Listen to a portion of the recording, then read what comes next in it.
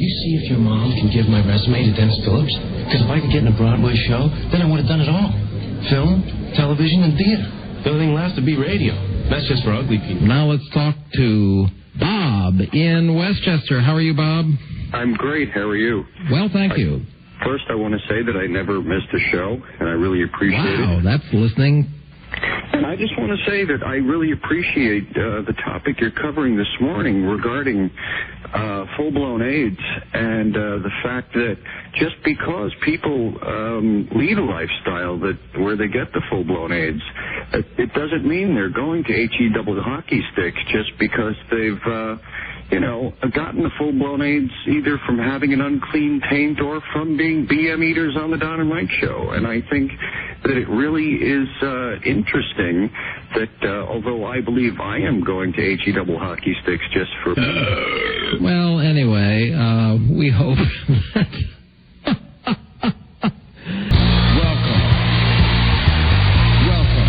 Hi. Someone called for a doctor? Hi. Okay. Hi, Don and Mike. Hi. Welcome to our show. Someone called for a doctor? Hey, Don and Mike. Or you don't know could fill a book. It's the Don and Mike show, and they'll say what they wish. Where else would you rather be than right here, right now? I hate them. Well, hey. Someone called for a doctor? Here's a whole lot. Oh, God. A whole room full of doctors, actually. Someone called for a doctor? It's some true story. He was a neo-Nazi with one true enemy. Himself. A man of faith, a man of hate, and a soul torn apart. Viewer discretion advised. Someone called for a doctor? Even when you're not sick, Mike, they make you feel better. Right. Now it's called HAUS. Good afternoon, Mr. and Mrs. Thank you, Dick Van Patten, and all the ships at sea. All right. Hey, they've tasted themselves. All right. And they taste pretty darn good. Dr. Don Geronimo and Michael S. O'Mara, MD. Thank you, Ralphie, and hi, and thank you for listening, everybody. Don and Mike show, a new episode on this Wednesday, March 5rd. Nice. And here's the phone numbers from anywhere in America. 877-365-3636. Hi, Michael. From Canada. The big guy walking by. Big guy, always like to acknowledge him. Canada, 800. No, I'm Canadian. No, you're not. I'm part Canadian. No, you're not. There it is. There it is, then. 800-636-1067. And Washington, D.C., you can call us at 202-432-1067. Hi, Don and Mike. Buzz Burbank here. Hi, Buzz. Hi. What do we say to everybody? Welcome. Welcome. We said it 5 times. Welcome. 3, 4. Welcome. There's one more. Welcome. And then let me throw one of these in. And Someone called for a doctor? there you go. And now we're officially ready to begin the show. Yeah. I can't get that scene out of my head, man. Someone called for a doctor? Brad Pitt in the bad toupee. And we saw a guy, man, that had the exact same toupee. Wow. Todd. Guy was an usher at the Siegfried and Roy thing. Sure. Where else would he be? He really was. Someone call for a doctor. Someone called for a doctor? And Rob, thanks for giving me an MD credit in the opening of the show as opposed to making me a nurse like you did the other day. Thank you. Appreciate that. I felt good. You mentioned the name Michael Hughes. He's been on this show recently. He's the latest idiot vice president, Infinity Broadcasting, the latest dimwit to hold the title of vice president. Yes, indeed. The latest Nimrod. The latest dickhead. And I had the pleasure of lunching with him today. How was it? Well, Mike, let me see. You got your school clothes on. I sure do. Yeah. And can I just show you something really? I didn't bother to share this. What the hell are you doing? Look at this. Can I show you how much weight I've lost? These pants, hold on. Why are you taking your pants? Why are you pulling your pants down? Because I'm showing you something. Yeah. The pants, the inside button is buttoned. Right. And the clasp is closed, and yet the pants, they come off. That's marvelous. I appreciate your weight loss, but are you taking your pants clean off now? And now I am. They're down. Well, He's got his pants. What's going on the last few days? What the hell is wrong? He doesn't want to break the crease when he sits down. Like Robert De Niro. Exactly. In Casino. So anyway, got my. I got to get some new big boy clothes. Apparently so. Some new grown up clothes because part of the nice thing about losing weight. Yeah. Last time I did that was about 1978. Down, if you're counting, I was on the scale today. 43 pounds. There you go. Well, down 43. Amazing. Very good. So, loving life. Yeah. Wearing the grown-up clothes to go have lunch with this guy, this Nimrod. And, I went all out. I got the silk tie on. I got the cufflinks on. Yeah, you got your power outfit on. I got the pinky ring from Vegas. Nice. I picked him up in the car here at the station. Right. Took him to, now... We went to the Palm. Hey. Yes. Well, that's an appropriate place for a business lunch. Which, of course, we would go to, the one at Tyson's Corner. It's appropriate for any occasion. Yes. I know this was dumb, but I'm so glad that I did this. When I had Rob A. call over there and get us a reservation, I said, make sure you put us at a table right by our pictures. Because, the Palm restaurant is famous for putting, they draw pictures of your face. Mm-hmm. They're not caricatures. They're actual artists' renditions of your face. Right. Mm-hmm. And some of them are kind of caricatures. Some of them are more accurate, but some of them, really, you would not say they're artist renderings as much as some of them, you have the oversized nose and. Well, the one of us in the Palm that I did. This is more like it's like a sketch. Mm-hmm. Yeah, and anyway, I've never done that before. To say, please, seat us by the pictures. Is this the one in Tyson's? Tyson's too. Right. What does the picture look like at Tyson's? I've never seen. It's nice. It's better than the old one down in Washington. Oh, much better. The one under General Schwarzkopf. And nicer than the one in New York. Yeah, it's the best of all three. Very good. And I love it because we're right next to Batman and Bruce Willis. Oh, perfect. So we're in good company. Yeah. So as we're walking in this place, this guy, the Infinity Nimrod, says to me, "You guys on the wall?" And I said, "We're on the wall at every Palm restaurant." There you go. That's the right answer. As we walked in, and Tim, who is the manager of this particular Palm, said, "I got a nice table for you. Here you go." We sat down at night, feigned surprise, like, "Oh, why? Look at this picture. There we are. Look at how did this get here? How did we get the table right underneath our picture? On the wall. Like magic. Is that amazing or what?" That's pretty incredible. So anyway, did you sign it? No. I'd like to call Michael up in his office and see if he knew that I had set that up in advance. See how transparent you were. Yeah, let's see.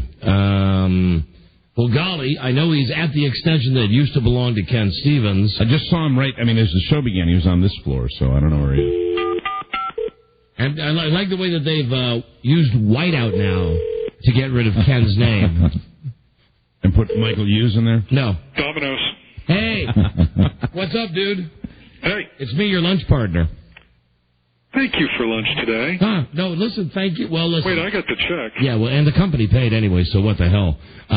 Here's the question. Michael, were you impressed today when you and I went into the Palm restaurant as we walked in and you said, "Are you guys on the wall there?" And I said, "Well, we're on the wall at all of them." And then we sat down and, lo and behold, right there by our table, there we were. Well, I wondered why the host kept saying, "No, sit here." Sit here. So the host gave it away, huh? And I glance up from my menu and gazing at the two fair faces of Don and Mike. There you go. There you go. Fantastic. Well, I'll tell you the truth, and it pains me to say this, but when I had Rob A. call over there to get us that reservation, I made sure that we were sat right there by our pictures. You think of everything. Yes, he's a detailed guy. Just so you know what big shots me and Mike are. There you go. Big time. Suitably impressed. All right. Gotcha. Have a good show. Hey, how you like that cigar, huh? We're not supposed to smoke in this building, are we? Yeah, but what did I tell you when you were walking in? I said, "You're the boss. I can do what I want." Go ahead. There you go. I'm enjoying the cigar. Enjoy it. Yeah, outstanding. Good man. Have a good day. See you later. Bye-bye. You're going to notice, and I'm already feeling this, she's going to get progressively distant as time passes. Yeah. It was so super friendly. He came into the studio. Then we had a nice little friendly. We're still getting the wave. And then, he started, by the time a year goes by, those conversations will be, yeah. I think so. Right. Yeah. And it's fun to watch, because remember, right now it's very, very friendly. And it will not always be like that. Oh, yeah. Well, and also I should just say, as a bit of warning to those who work here at the station, beware. Because with the exception of all you guys on the show, I don't think I had a good thing to say about anybody that works there. You know, he pretty much that's why he took me out to lunch. He wants to get he wanted to take your temperature. Yeah, to find out what's my vibe on the station. Yeah. And did you tell him you wanted to turn this place into a Quiznos subs? And I think virtually from the bottom, with the exception of all of the Cracker Jack members of our team, I said, my recommendation would be a fire sale. Yeah. That you just clear out the entire place.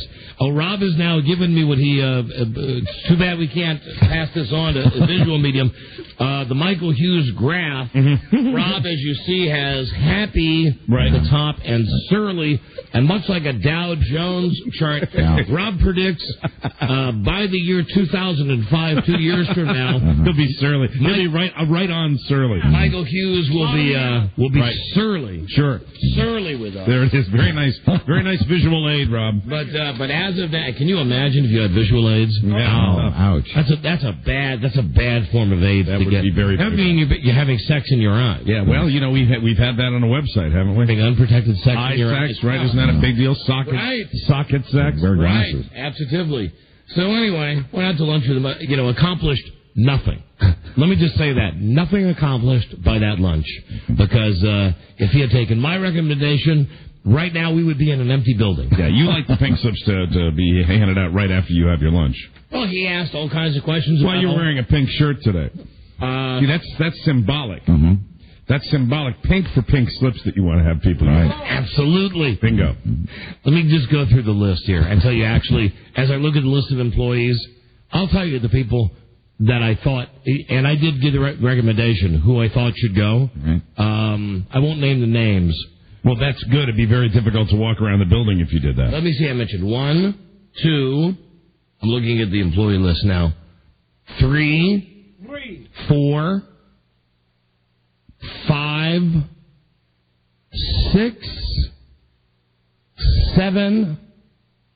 These are people you mentioned specifically? Yeah. Wow. 8. That you wanted gone? 8. If I was king for a day, these 8 people would not be part of my... That's not bad. That's a nervous feeling. Would not be a part of my world. Any of them on air? One of them is in the studio, but none of them are on the air. Mm-hmm. Okay.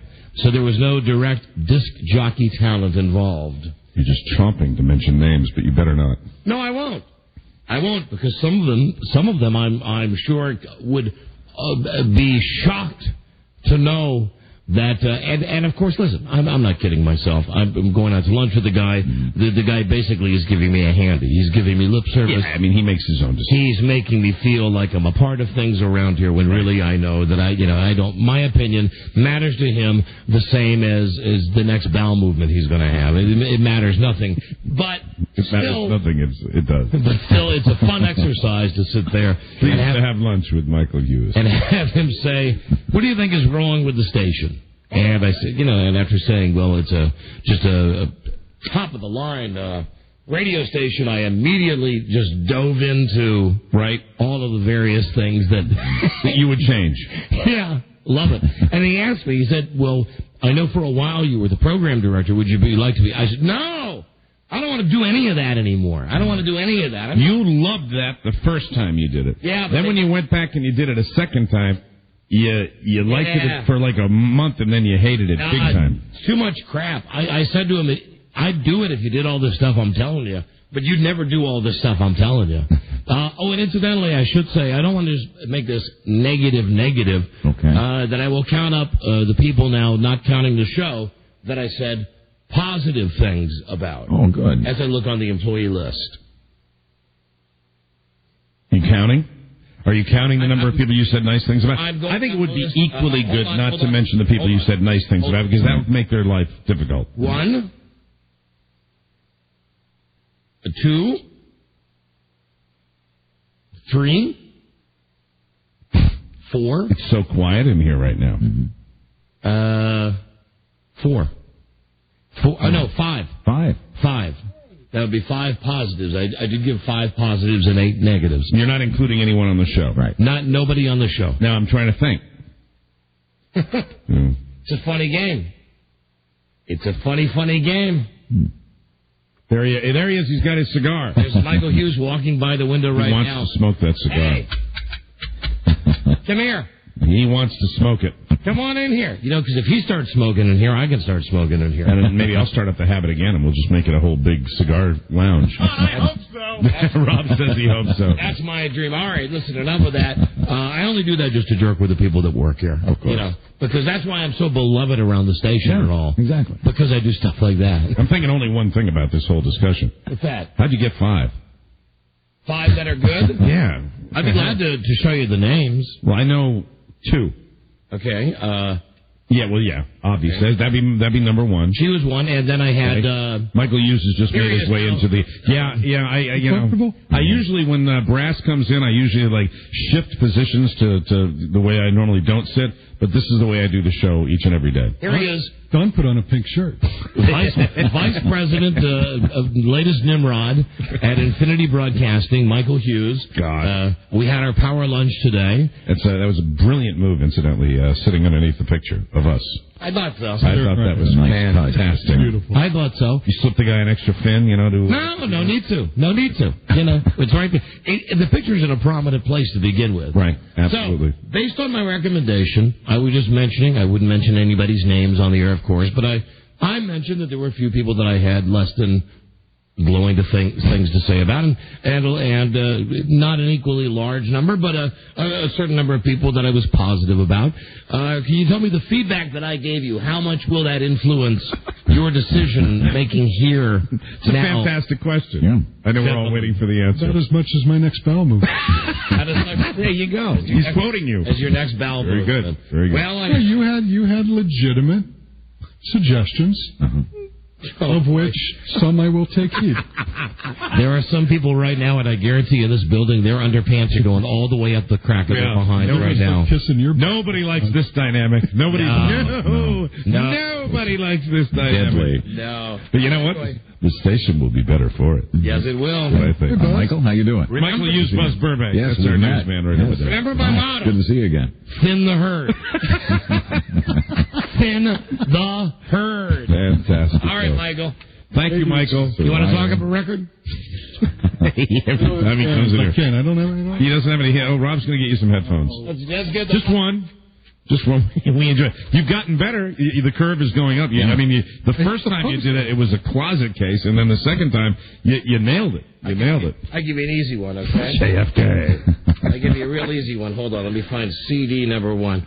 You know, Love Grows Where My Rosemary Goes? I tried hard to forget it. Hey, Robbie, need a jingle, please. You'd like that KCBQ thing. It's a happy Get a better record than that. Come on. Mike, because that's a great intro. Great talk-up record. Yeah, but... It is. And it's cheerful. Please, less than 20 seconds. You got it. And here he is, everybody.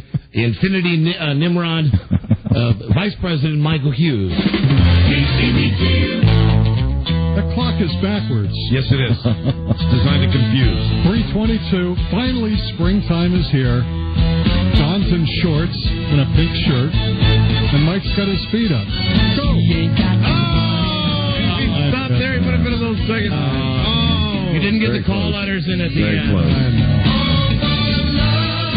You want to try another one? Just one more? No. Come on. Let me give you another one. Hold on. How about... Somebody's calling me. Hold on a second. You're right there. You can do You that. want a long one? No. He said he wants 20 seconds or shorter. All right. How about Vehicle? Ides of March. Good song. Very strong. Okay. Now, don't forget, work the call letters in at the end. And here we go. Whoa. I haven't heard that in a while. 3:22, springtime in Washington/Virginia, Maryland. JFK. Wait, that wasn't it. No, it's right here. That's a hard one to do. That is seriously a hard one to do. What did we call those with the fake? What? The fake posts or so cold? An easy one. I don't know. It's too long. Let me just show you how it does.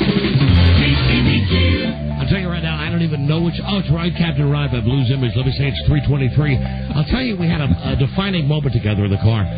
Michael and I were driving back, and he said, when's the last time you smoked pot? I said, when I got arrested 5.5 years ago. JFK! 23 men sailed up. Wow. Was that like the scene out of Meet the Parents? Are you a pothead fucker? I gave him a cigar, and I said, it's the last vice I got left. My God. And he just said to me, when's the last time you smoked pot? He said, 5.5 years ago. Oh, that's a talk-up right there. I said, I believed you, Panama Red. Oh, my God. You got the monkeys, Falker? Here you go. Hold on up there. Hi, everybody. Al Katie with you. At 3:23, I just got a little rebuttal. When I was in the car with Michael Hughes, Infinity Vice President, he said, Don, when's the last time you smoked pot? I said, about 5.5 years ago. He said, I did about an hour ago. JFK. Okay. Oh, beautiful. Beautiful thing. All right. Can I go now? Yes, Michael. Goodbye. Thank you very much. Good day. See you later. Have a wonderful day. Enjoy your cigar. Good day to you, sir. Good day to you, sir. Enjoy that cigar. That wonderful Opus X. Yeah, and you got to know that Laced with hashish. He'll be floating down the hallway moments from now. I'm starving to death. Is he a wacky boss or what? Yeah, that is, somebody put that first intro you did on tape for me. I want to listen to that on my way home. You gotta like him unless you're one of the 8. Oh, boy. Donnie's 8. I love it when you hobnob with management. Me too. And I love the fact that I don't ever get involved in that, and it's just a pleasure. Oh, yeah. Because you dig it. You love it, Well, I got opinions, Mike. Right. I was saying to somebody on my, last night when I was out at my Mardi Gras party, I was saying to someone, my hobby is drinking, Don's is radio. Mm-hmm. And that's the truth. I mean, that's really that's your biggest hobby. I actually like golf, too, when the weather warms up. But, in the wintertime, it's drinking. And then, in the summertime, it's golf. And winter and summer, actually wintertime, it's football and radio. Yeah, I got 3 passions in my life. Mm-hmm. They are my family. And then radio, right, and football. Mm-hmm. That's it, right? Oh, and my cigars. Yeah, Opus X. Right. And incidentally, just if you're listening, Michael, you better smoke that whole thing because that's an expensive cigar. They're very hard to get, and I don't want to find it. Did you clip it for him, or did he cut it already? I cut it for him in the car. Oh, okay, very good. Cut it for him, lit it for him in the car. Mm-hmm. Reminded me of the old doobie days. Smoke it all because the hash is in the end. Yeah, because at one point, really, and it wasn't too awkward. But well, he's checking up on you. He just said to me, so, because I said something like, oh, it's the last vice I got. Right. I've got these great cigars. And he said, oh, I'd love to have one. Then right out of the blue, he said, when's the last time you smoked pot? Mm-hmm. I said, well, I can tell you to the day, 5.5 years ago when I got arrested. Best thing ever happened to me. I said, when's the last time you smoked pot? And 15 minutes ago. Yeah, right before this lunch. Yeah, right. right in my hotel room. Yeah, he's a lot of things. He's not a Falker. I can tell. You can never tell. Look at the look on Don's face. I don't know. Oh man, I don't know. Picture him like in a in a Hawaiian shirt, in one of those Jeff Spicoli shirts. I don't know. He's got that. What's that sound? What the hell was that? What was that? Did that go down the line? It was. That's coming from Buzz's room, I think. I think so. Happened again. From Buzz's room. He must give off that vibe. And I know for years I gave off this vibe. I was getting in Las Vegas a lot. Right. When I go somewhere to a vacation site, especially if I'm lucky enough to go to a warm weather site like Florida or something, right. I always got the brothers coming up to me going, hey, you want some Maui Wowie? Just because I guess I still give off that vibe. Well, back in the day, you remember that one guy on the boat down in the Bahamas? No. We were having the business meeting with like the president and another vice president, like a group program director for the chain, or all the bigwigs. Yeah. We were sitting at a table, and your friend came around in his little paddle boat. Like, come on! And he goes, he feigns the thing where he goes to his mouth. Hey, I got you some. I've met him. I got you. And what do you do? I mean, you can't go, get out of here, man. No, you're right. You pretend to ignore him, but it wasn't. He was on a boat. We were on a patio overlooking the water, and the guy came around in a paddle boat. And goes, hey, my friend! Hello, my friend. Remember that? Yeah. No. Now that you bring it up, I do. Laughing my ass off. Oh my God! I'm looking around like I have no idea who he could be looking at. Well, Donnie's looking right at you. Hello, Don and Mike show. Crazy. Hello. Oh, let me do that. You're on the air. Hi. Hi, how are you guys doing? We're doing great, thanks. Last night during the news, your passions were Batman, your family, and radio. Well, Batman is not a real... I mean, Batman is a secondary passion. What define passion? All right, passion is... because your first love is different than a passion. A passion to me is something like something that you enjoy doing. Here's the thing. I am passionate about my family, meaning that I love them more than anything, and I think about them all the time, and I'm always concerned about their well-being. Now, having said that... I love my girls. I wouldn't say it that I love them more than life itself. I mean, there's nothing that's a greater priority in my life, but it's... But I guess I guess it could be a passion. No, here's the passion, and boy, see, and I don't want to bust your balls because I'm not, and I was married once myself before I met Frida. Right. The passion is to stay together. Yeah. That's what I'm passionate about, and that's what I'm proud about. Maybe you got a point there. Is the fact I that wanted to keep our family together, but. Maybe I didn't have a passion for it. No, come on. Anyway, and then you get to radio. I don't know. And here's the deal with radio. There are a lot of things I don't know, Don. It's just, with radio, God, no one can stand to drive in a car with me because I constantly change the stations. I would rather... Well, that and you need a gas mask in there, with the smoke. I would rather drive than fly anywhere because it means I have the chance to listen to more radio stations more often. And I critique radio stations. I call radio stations when I'm out. And then football. Football. Man, on Sunday, that's it. And then when I'm unhappy when it's not football season. Mm-hmm. When football season comes around, my mood elevates. I'm already thinking right now, what a retard I am, we're a month away from NFL Europe. Yeah. We're 6 weeks away from the NFL draft. I am the same way when it comes to the Boston Red Sox. There is not a day that goes by where I do not check up on the Red Sox, read an article about winter, summer. A passion. That is a true passion that I have. And when I get back into it, my other passion of diversionary nature is golf. Mm-hmm. I'm passionate about golf. I will be out there all the time, every waking hour. But, also I have a passion for my daughters. They're my number one priority, and I think about them more than anything in the world. So, that's the way. My passion is passion. Shut up, God. Buzz. Super stud. My passion is passion. My passion is passion. Right. Listen, I don't know if you guys watched it last night. Outstanding 24. Yeah. Really outstanding. I was not surprised by the fact that George Mason snuck into the plane to take... Oh, you haven't seen it. I blew it. I didn't even... I have it on TiVo. I didn't Mardi Gras party. Yeah. Sorry, Mike. You want to leave the room for a second? Yeah. Just when you get Why don't you just leave the room for a second? Because I do want to talk... We have some callers that want to talk about it, too. And Mike hasn't seen it yet. I thought you were in the habit of watching it. Well, they had the Mardi Gras. I usually watch it that night. I was out last night. Didn't you TiVo it? Yeah, I TiVoed it, but I didn't watch it this morning. Oh, okay. All right. Well, nice BM. Yeah, it was BM. I'm very intrigued by the fact that the bomb has gone off. Yeah. That didn't expect that. He's back. He shouldn't be hearing this. Mike, I thought you had left. He was hiding behind the monitor. What does it matter now? Yeah, I guess not. And everyone's dead. So. What are you doing? The bomb went off. What are you doing? Oh, F me. I thought you had really left. I was making a little joke. I thought the bomb went off. I swear to God, I thought you had left. The nuclear device went off. Yeah. Went off, yeah, in the desk. Well, why do we watch the show anymore then? It's over. Because now we know. Is it over? No, it's not over. I'm kidding. Because there are 3 foreign countries that were involved, and now we're looking at WW3 coming out of this. We are.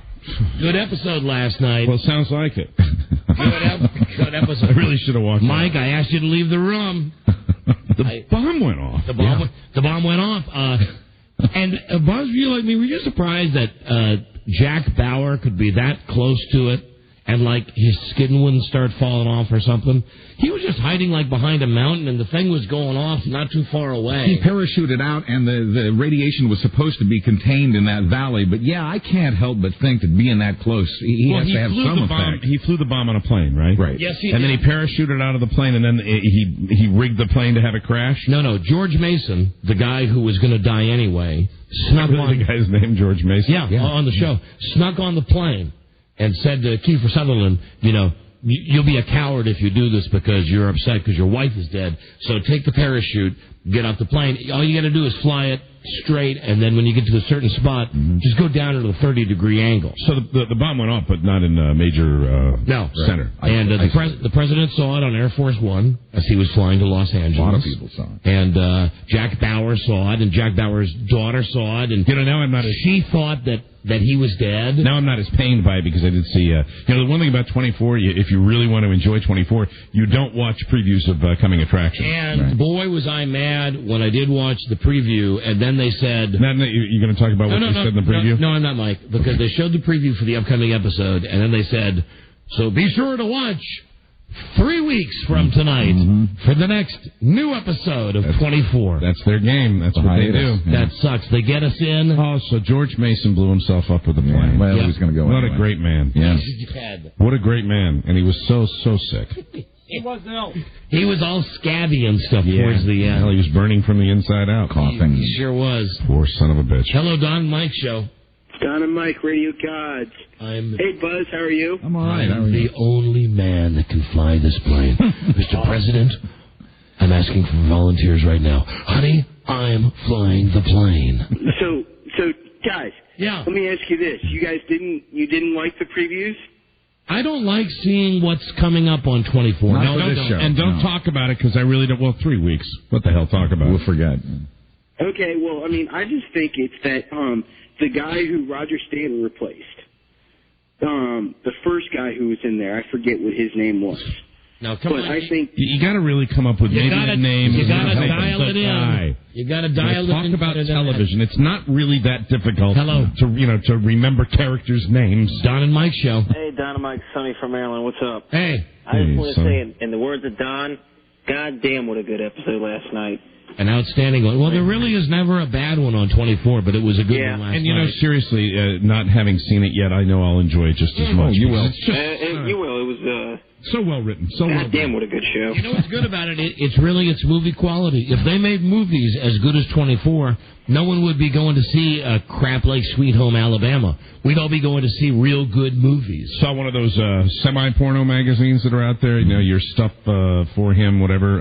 And Alicia, is it Alicia Cuthbert? That's correct. Another picture of her in a bikini. Oh, man. Oh, my God. She was nowhere near topless last night. No. She is, but I mean, in this, she really is. She's going to be a huge star. The 24 is going to be the very beginning for her. Hello, Don and Mike.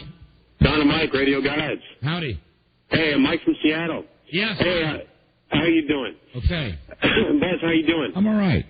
Good to talk to you. Hey, how you doing? My wife and I actually started watching 24 last night for the first time because of you two talking about it so much. I had a couple questions that, everybody told her that you couldn't just cut in the middle of 24 and... Mike is now beginning to do the Seattle dance, sir. I don't know what you've done to... Mike, what is it exactly that is causing the arrival of the Seattle dance? The fact that we get to the point after about a 12-hour bio. That's what causes the dance. And it's enveloped in the fact that this is all about him starting to watch a show that's been on now for a season and a half. 2 years. All right. Well, welcome. Goodbye. Hello, Don and Mike Show. Seattle, Jack. Hello. Hello. Yeah, you're on the air. Hi. Hey, Don. I think the best part of that show last night, outside the bomb going off at the end, was the part when Kim was was getting picked up by the guy in the El Camino. She pulled out that gun and she blew out the back window. But yeah, he goes, you don't know how to use that thing. If he just turned around and blew the right side of the car out. Now Mike's getting mad because now there are too many details. Somebody farting here. Was that you, Rob? Hello, Don and Mike. Did you not just see? Charlie just came in to tell me we have to break. Sucks. Hello, Every Don. time. Don and Mike. Shit. Hey, this is Rich. Yes, Rich. Hey, why didn't they just defuse that thing? Did you watch? Why don't they defuse the thing that just went off in here? Did you watch the show? I believe I didn't get a chance. I T-voted as well. So the technicians at the airport said they couldn't defuse it. You are not bothered by that. I don't smell anything. You can't function with that. You can. I can't believe you can. I swear to God, that is seriously like someone has put a BM in the middle of the studio. It'll circulate. I don't smell anything, Mike. No. They openly said on the show they couldn't defuse the bomb. Right. Hello, Don and Mike. Yeah, hey Don, how you doing? Okay. Hey, listen, you forgot one of your most important passions. Yes, and that is? Jay Owen. Yeah. Although that's not really that's like a lifestyle. That's not a. That's passion. like breathing. Hello, Don and Mike show. One of the best things about the show was the absence of the president's wife. She just irritates me to no end. She irritates me too. That show doesn't miss anything with her not around. She's gone. She's gone, Jack. She's out of there. Yep. She wasn't on it at all, and I don't want to say anything, but I'm going to just say one word to you, Mike. Mercenary comes back. Mercenary comes back? Mercenary comes back. We all watched the show. Right. None of us. Explain. Just give me a little more detail. What do you mean? Okay. The number 7 commando. Right. He was in the. He's the guy that was in the preview of the 3 week from now show. Oh, we'll see. I hung up on the guy, so I didn't watch the preview. See, I thought the mercenary was killed. Hello, Don and Mike. That guy could be wrong. Remember, no, there were 7 of them, and they only found 6 of them. Mm-hmm. Right. Hello. Yeah, Don and Mike, we're talking about George Mason before. This is Captain Fogle, and I'm here with Lou Katz and George. You know that name, George Mason. That's funny, like to 4 people, and they're all in this room right now. Well, to explain to everybody what he was doing was disc jockey names, and they were all in WAVA. George Mason is a local, like 13th grade college. It's a college for dummies, and university. Well, whatever. Named after a signer of the Declaration of Independence. It's not really 13th grade. It's 14th grade. We've always had problems with our interns from that place. We have. They've always been a handful.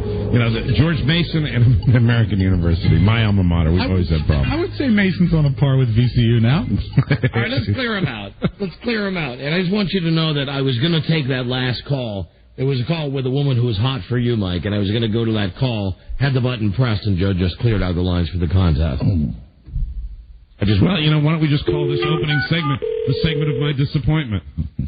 I learned that the bomb went off, and then I missed it.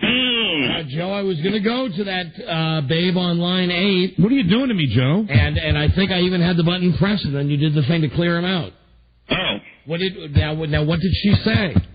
The girl who wanted to date Mike? Yeah. She said she wanted to date Mike. What? But besides that, hammerhead. Hey, it's not my job to interview her. I put her through. Joe. So she just said she wanted... Did she say I was hot? Yeah, they all do, Mike. There you go. Hey, Joe. Joe, get me another one today. Joe. I'll get you as many women as you want, Mike. Be on the lookout, Joe. Oh, and listen, in the next segment, we must talk with Joe about the entire debacle with trying to get Chris in Seattle his antenna for his TV. Oh, yeah. All right, talk to you later, Stinky Poon. You bet. All right, bye-bye. We'll clear him out right now, 877-365-3636. $500. Sorry, ma'am. That is the amount with the secret sound right now. Good Lord, don't play with yourself.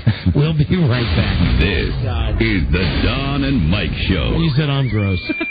You like Peter, Paul, and Mary? Yes, I do. I'm a big fan.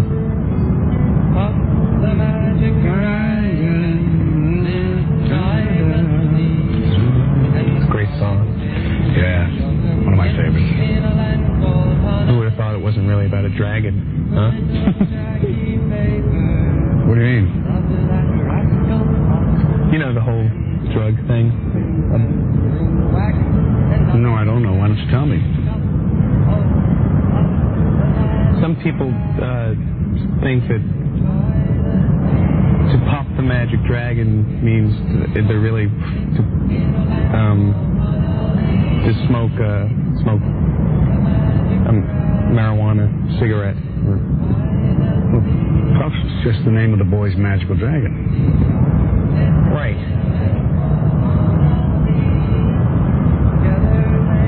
Are you a pothead, Parker? No. What? No, Jack. No, I'm not. I pass on grass all the time. I mean, not all the time. Yes or no, grass? No. Yes. No. The Don and Mike Show.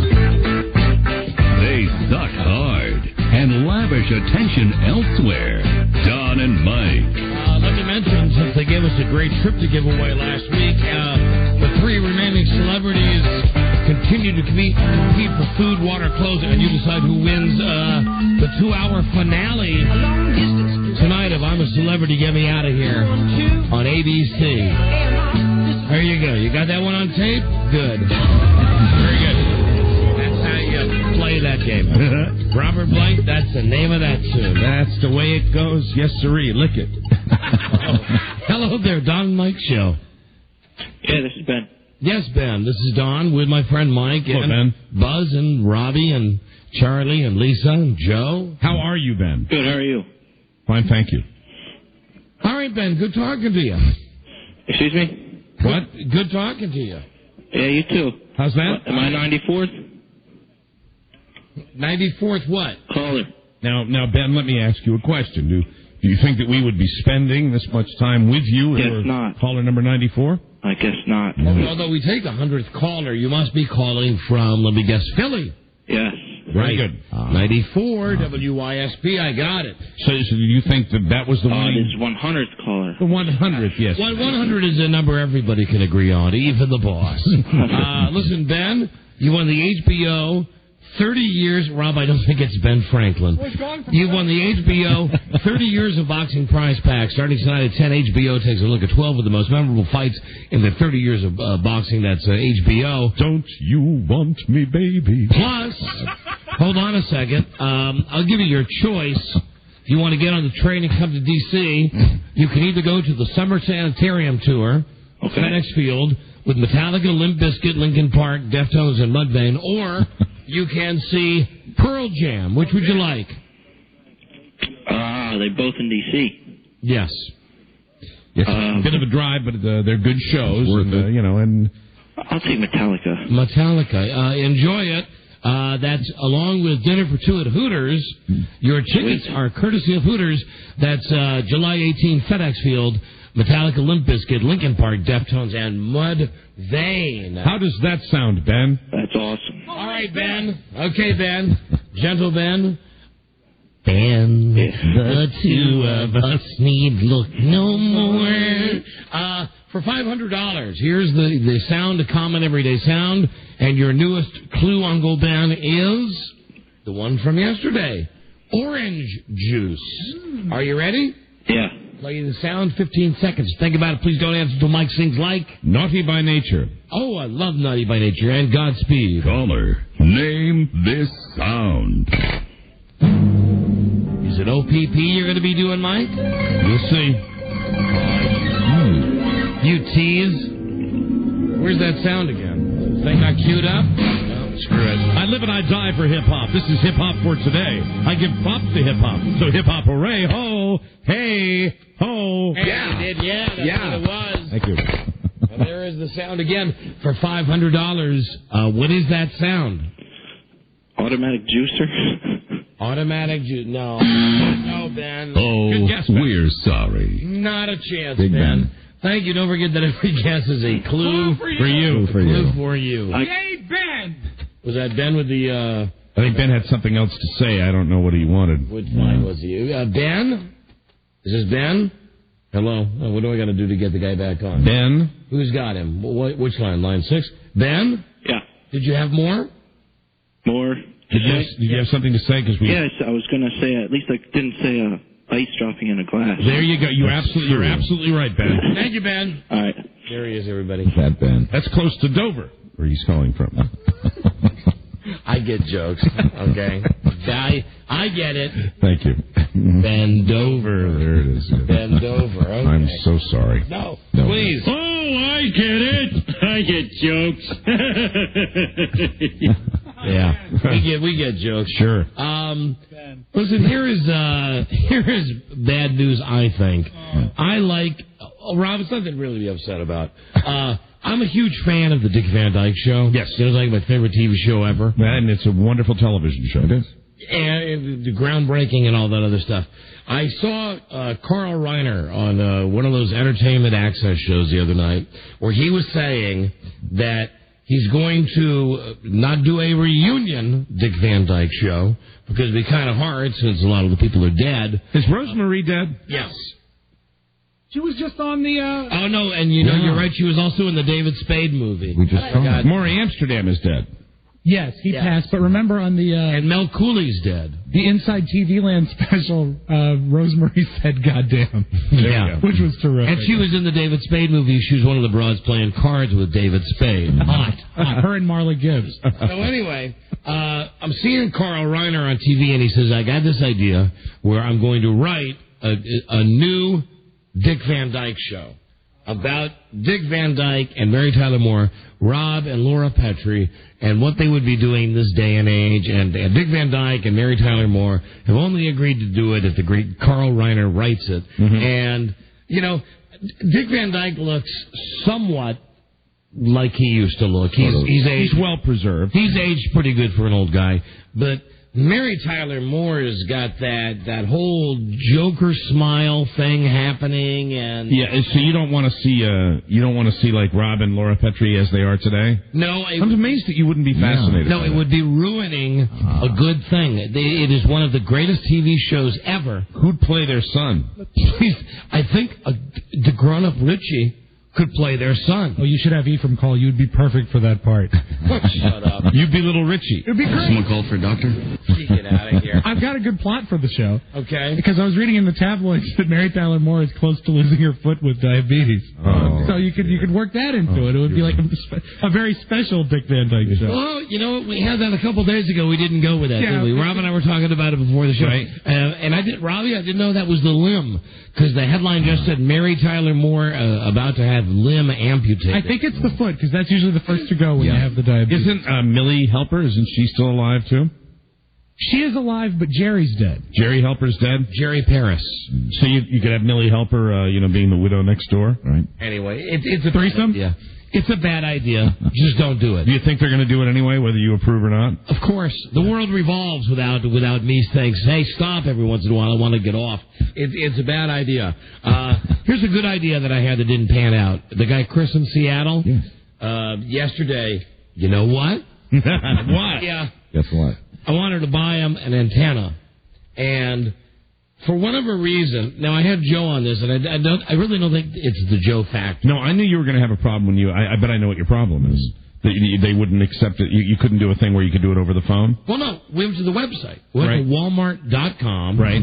Simply buy an antenna for this guy for his TV because he had his cable turned off because he ordered too many pornos and he couldn't afford to pay the bill. I didn't know Walmart was that advanced. Yeah, oh yeah. Sure there, Mike. Go there sometime. Walmart.com. Like it's not on my favorites list already. Hey, Joey. So, Joe, what was the problem with trying to get Chris from Seattle the TV antenna? First of all, I couldn't just call the Walmart in Seattle and buy one and have it for him waiting, because they needed to have at least a signature on a receipt. Right, we're playing your theme song. Well, what about the website? Now, the website didn't have TV antennas on it. The website only had, as far as like high-end, VCRs, DVD players, no $10, TV antennas. Well, and I wanted to spend more than 10. I would have spent 50. True. But either way, we were not able to get the deal done for Chris in Seattle. So if he's out there and he calls in, Joey, put him right through. Okay. Joe. So I think somebody, maybe Buzz or somebody, when I was talking later in the hallway, maybe it was Robbie, somebody suggested, let's go to RadioShack.com. I'm there now. Or mail it to his house. Send it to him. Yeah. Anyway. We could do something like that. I thought the immediacy was what we were looking for. I thought you could just call Walmart and say, hi, listen, this is me. I got a credit card number. What about Circuit City? I want to buy something for a guy. Because, I use Funny on the internet, you can buy a gun by saying, yes, I have my credit card and I am who I am, but you can't get a TV antenna from Walmart. No, and there is, Buzz, what side are you on right now? RadioShack.com. Radio Shack. All right, well, pick out a nice one. What kinds of rabbit ears? Give the information to Joe, and that's how we'll do it when Chris calls in. Thank you, Joe. Sure. Joe. I love it when you're political, Joe. I was talking to my brother last night. I'm all riled up. I love it when you're more than just regular, fun-loving, world's oldest phone screener. What was he getting political about? Well, that you could buy a gun on the internet, yes. but that you couldn't buy a TV. I'd missed that subtlety. Just for fun, Joe, what's your brother's name? Dave. Is he older or younger? He's older. You're the little brother then. Dave Ardinger, Little Joe. And you're Little Joe. We decided we're going to vote this next election. We're going to vote Democrat. Hey, way to go, Joe. Welcome. That's what push out. We'll check. Always good to decide before they name a candidate. Absolutely. Doesn't matter. It's a principle thing. Amen. I'm with you, Joe. Joe's not just a name, it's an idea. All right, bye, Joey. Bye-bye. Hey, Buzz, we got another one in the fold. Yeah. Happy about that. Great. That means now we outvote you guys. Good. Only if Dave Ardinger's here. Joey and Dave. So anyway, we can't get the TV antenna for the guy. I'll tell you an ad though that worked. And really, when you mentioned Circuit City, Mike. Yeah, I took your advice and did my shopping the way you had done it about a week ago. I'll give him a plug that you've seen that ad where the guy's at the desk and his wife comes in and says, "Don't forget it's my brother's birthday. You got his gift, right?" And the guy says, "Oh yeah, we're going to pick it up at Circuit City." And the guy on the computer and he clicks in what he wants and then it says go to Circuit City. Well, I actually did that. Yeah, and when you were talking about that, I did the same thing this past weekend. And it is really, if you want to save yourself time and hassle and crap, right? You go to the website. It tells you if the item is in stock or not. Mm-hmm. You buy it. Then all you got to do when you go to Circuit City, you don't even go to the regular entrance.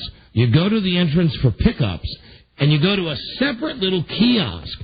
So you're not waiting in line with the people that are buying the CDs and the DVDs. I didn't have that experience. I did. I went into the customer pickup, just walked up a little separate kiosk, said, "Hey, I'm here to pick this up." I was in and out of the place literally in 3 minutes. Really?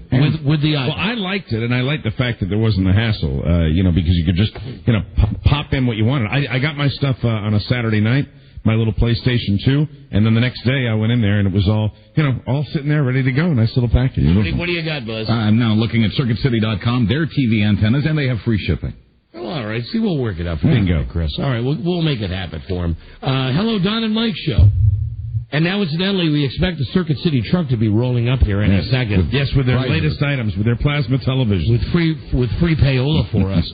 So we've just given you a goddamn commercial. Yeah. Well, I'll mention the other place, their biggest competitor, too, because I got me one of them PlayStation 2s, and then I went next door to Best Buy because they had all the games. Gotcha. They had more games than Circuit City had, which I don't think is any surprise. And for those of you following, this is for Mike. This is about the Mike O'Mara timeline. Mm-hmm. PlayStation 2 came out, 2 years ago? Right. You're just getting it now. And loving it. Hello. Grand Theft Auto. Hello. Wow. You're on the air. How are you guys? Hi. The getaway. Two quick things. I was calling actually about the Dick Van Dyke Show, but I wanted to thank you for the plug for Circuit City. I happen to work in their corporate offices. Well, so we love you guys. Don't thank us with a phone call, my friend. Thank us with merchandise or gift certificates. I'll work on that for you. That means that's a no. Right. The Dick Van Dyke Show.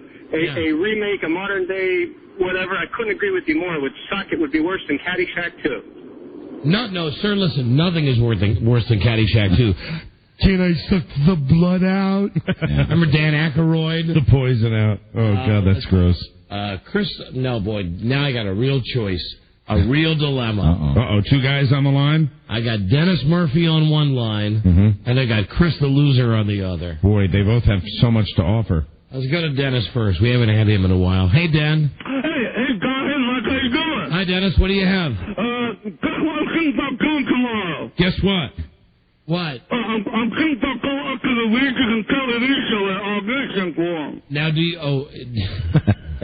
Hey... Give him credit. Yeah. Give him credit. The boy knows right now, nothing's going right for me, so what do I have to lose? Now, as Buzz had this on the Buzzcast yesterday, Regis, on the Regis and Kelly Lee show, while she's out having the baby, they're having a contest to find the guest host, and you have to be at WABC-TV in New York tomorrow to audition. Dennis, I encourage you to do this. Yeah, I'm planning to do it. I'm planning on doing taking the Greyhound bus at midnight and get to New York around 4 o'clock and stand in line. Nothing better than being in that Port Authority at 4 a.m. Well... All right, well, Dennis, good man. Call us tomorrow and let us know how the audition went. Yeah, there's 4 stages, so I hope I get through the first. And, Dennis, if they, diss you in the first round, play the disabled card a little bit. Why not? pitch a real fit, going, you didn't let because I have this syndrome. Yeah, say, you didn't let me get further because I only have one-handed. Whatever you do. Wave the hand around, man. For God's sakes, Dennis, don't open your mouth. Don't let them see those dog's teeth you have. I know, but you can't see them that closely anyway. Right. What are you going to wear, Dennis? I think I'm going to wear a suit. Is that good? Yes, good. Yeah. But Dennis, really, play up the sympathy card, Yeah, I'm play sympathy card. Look at, hey, there's no one on the air with only one hand. There's one with mangled hands, but there's no one with one hand. There is that anchor lady that was married to Jim Lampley who has the mangled talons. Some kind of syndrome. It's some kind of syndrome. Dennis, you should probably get a earlier bus than that. If you want to get up to the front of the line, I'd advise leaving now. No, but I'll get into town around 4:30, and ABC is only a mile away. Gotcha. All right, Dennis. We'll call us tomorrow. Okay, I'll let you know what happens, but hopefully... Hey, Dennis, wait a minute. Take the train. I'll pay for you to go up by train. You will? Yeah, I'll pay for you to go up by train, all right? Okay. I'll buy your train ticket. Don't take the bus at 4 o'clock in the morning. One way or both ways? Both ways. Rob, I'm gonna give him a round trip ticket. Joe, come in and get my credit card and give Dennis a round trip ticket to New York. Okay, because it's 144, and I haven't got discount, so... Okay, no problem, Dan. Okay. My pleasure. I'm glad to do it. But make sure, don't screw me and not get to that audition. No, I'll get the audition, but, all right. There's no guarantee I'll get to the first round, so I'm going to try. I just don't, all right, I don't want him to do an overnight bus trip. Call tomorrow. Okay, I'll call tomorrow. And stay on hold, Dennis, because Joe's going to get your ticket. Okay, I owe you my life, Mike. No problem. Bye-bye. Hold on, Dennis. Hold on. Dennis Murphy auditioning. I love that. I really do love that concept. Initiative. That's great. Hello, now here is Chris the loser. Hey, how are you guys doing? Hi, Chris. Listen, the deal is, I don't know if you heard this or not, we couldn't call the Walmart to buy it directly. However, if you give Joe your address, we will go to circuitcity.com. I will buy you the antenna and overnight it to you. Okay, I was sleeping and that ugly Indian girl just called me right before I called Joe, and she was like, "Can I come over tonight?" And What ugly Indian girl? Remember the ugly Indian broad with the recessed? Oh no, the one you were banging, the Indian broad you were banging. Yeah, with the big fat vagina. Oh yeah, the recessed vagina. Yeah, you guys didn't understand. I was saying her stomach doesn't hang over her fat, her vagina hangs over her own vagina. It's so fat. So are you gonna bang her? No, man, because dude, when she's on top of me and I'm under her changing the oil, picture, let me see, 2 pieces of bread, and maybe 4 or 5 pieces of bread. That's about as thick as it is. Her vagina. Oh, yeah. Her vagina is as thick as 4 or 5 pieces of bread. You want to know what, though? What? It's about as big as 4 thick sourdough pieces of bread. It's not like that Wonder Bread. It's fat. So it's not a pleasant experience making love to her. No, it's like home on the range again with the Indian broad. How was work last night at Walmart, Chris? It was okay. Do you want to know what I did working? What? Yeah. I put up panties again. Hey, there you go. And I didn't have any chew last night, and you know what?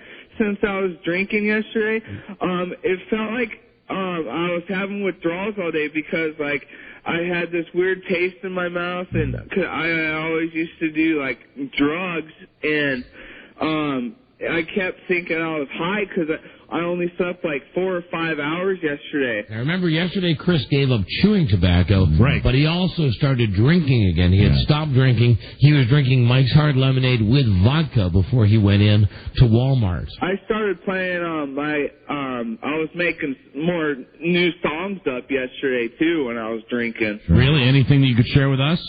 Yeah, I have one country kind of song that I think you guys might. It touches a little bit on Joe, Mike, John, and and Rob. Very good. Someone called for a doctor? Rob, who hates you. All right, go ahead. Let's hear it, Chris. Okay. Let me see. This gets better. Hi, Buzz. Hi. How you doing, man? Hi, good. Okay. Let me see. All right, here we go. This is Chris. Here he is.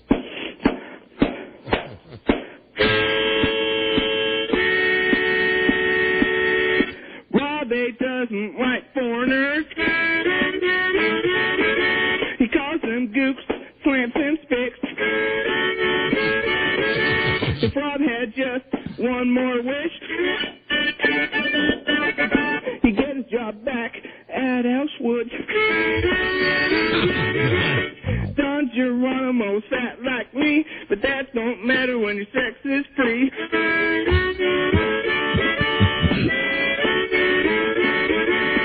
When Don watches football, he goes rah, rah, rah. When Brita gets the bone, she goes vah, vah, vah.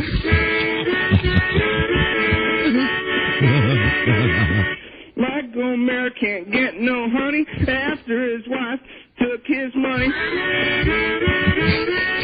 That was an obvious rhyme. We knew that one was coming. But that don't matter when you're rich. He'll go out and get himself a bitch. It's your next, Buzz. This brings me to my final friend. Friends we are to the bitter end. He's a guy you all may know. People call him Joe, but I call him Joe. Joe. Well, that was very nice, but you forgot Buzz. Oh, you've left out. Do you know you have hurt somebody's feelings, Chris? I think Buzz is real close to me. I think I'll just write his own song. Hey, God bless you, Chris. I didn't know that Chris had this talent. You're more right than you know. Chris, hold on, please. Oh, okay. We will give Joe your information. Joe. And I'll get you that antenna overnighted to you. Call tomorrow and let me know how it is. Okay. All right, you're the man, Chris. I know. Okay, bye, Chris. Great job. Okay, Chris? Okay. Hey, Chris, you know what? I don't know what. You're going to be put on hold right now. Okay. Okay. You did a great job today on the show. Yeah. There he goes. There's Chris. Great music. Yeah, who know knew? what? Who knew? Start tapping his toe. Yeah. Hello, Don and Mike Show. Hello, boys. Rich from Falls Church. Yes, Rich. I hate that guy so much. Really? Chris? I hate him. Hey, explain. He's just a babbling effort. He tries too hard to be stupid. I don't think it's an act. No, you guys have got to see through this. Hi, Buzz. Hi.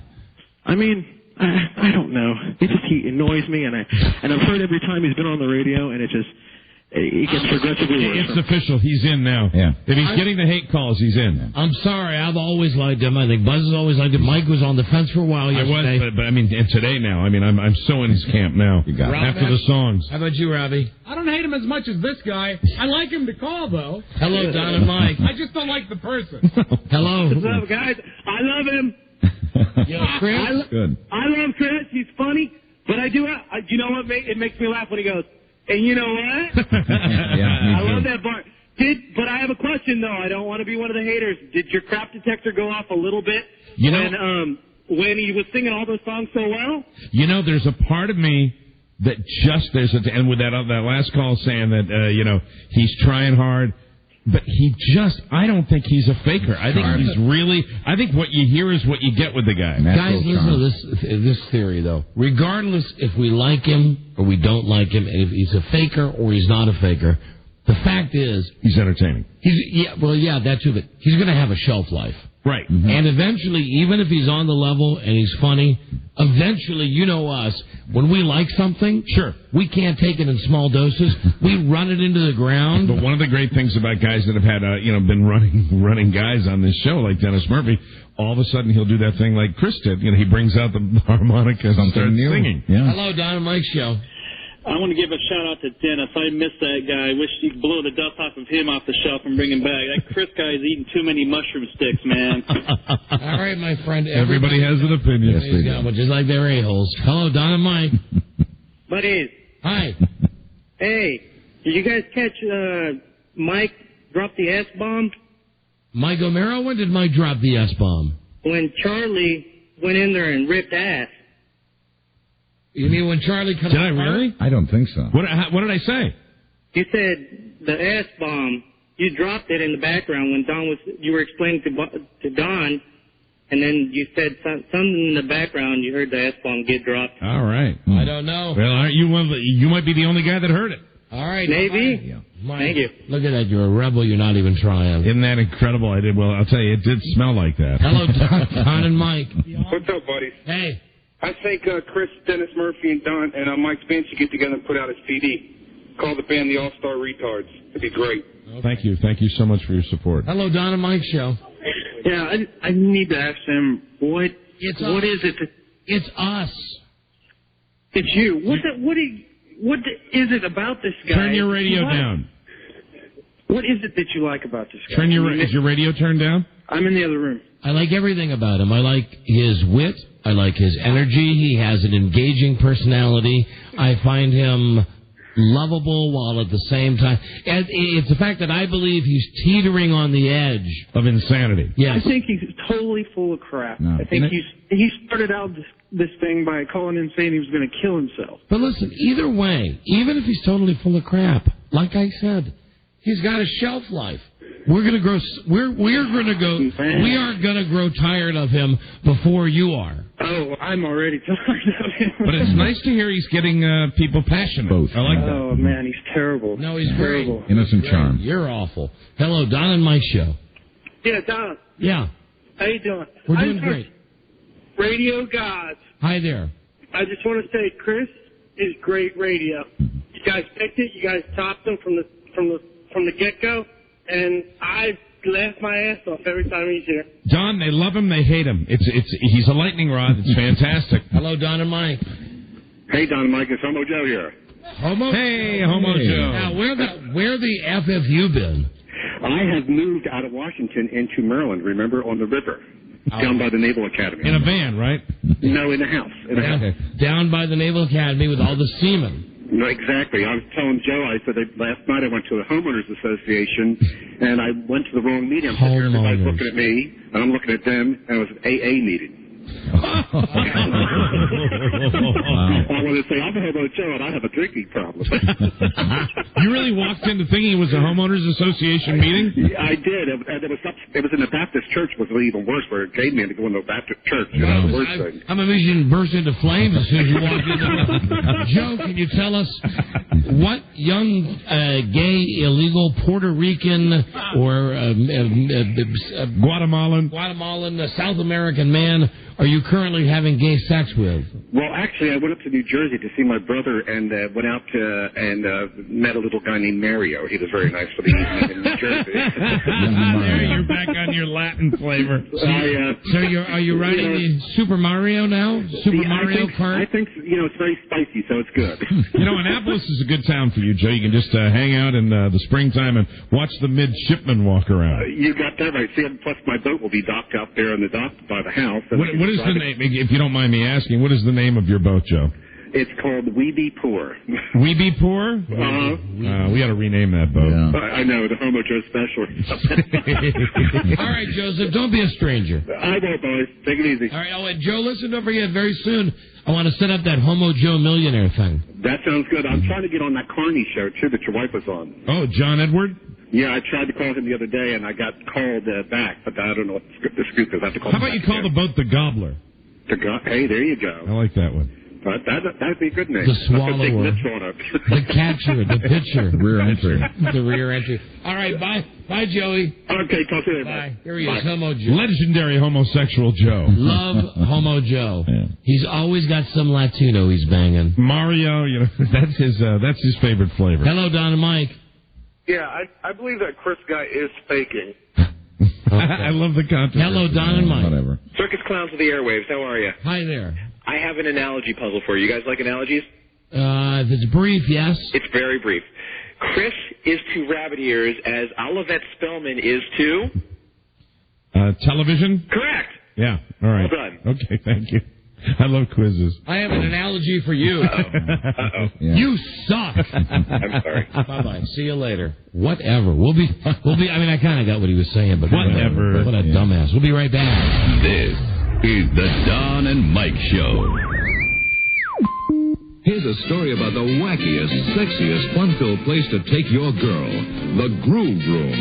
A place where lights flash, machines spark, and the people get more turned on than the electricity. The Groove Room. Somebody just had to invent a place like this. Take off your inhibitions and have some fun in The Groove Room. The Groove Room. Rated X for adults.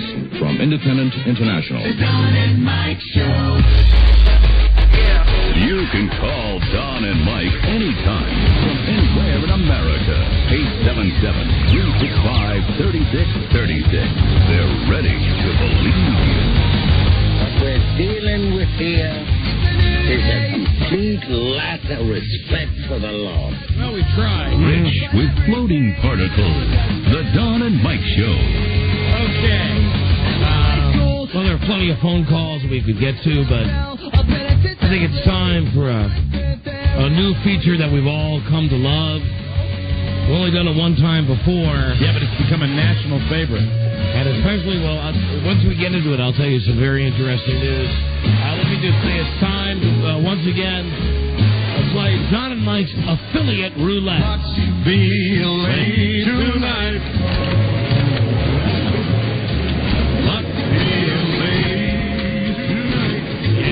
Affiliate Roulette. Here we are in the casino, where the ball goes round and round, and what we do is we call some of our affiliates at random and see all bets what's doing. Now, I'll tell you. Let me turn that off for a second before we actually get into it. It's like one of those dumb stations that does the lunchtime cafe. Right. I think, we're here in the cafe. Oh, man, it smells like PM. I'll tell you something interesting that did come out of my conversation with Michael Hughes. Yes. Who is incidentally the wingnut of the month at Infinity Broadcasting.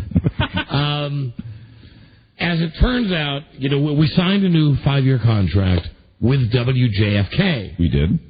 And we're happy about that. We did. Yes, we did. Don't you remember? A 5-year contract? We did, Mike.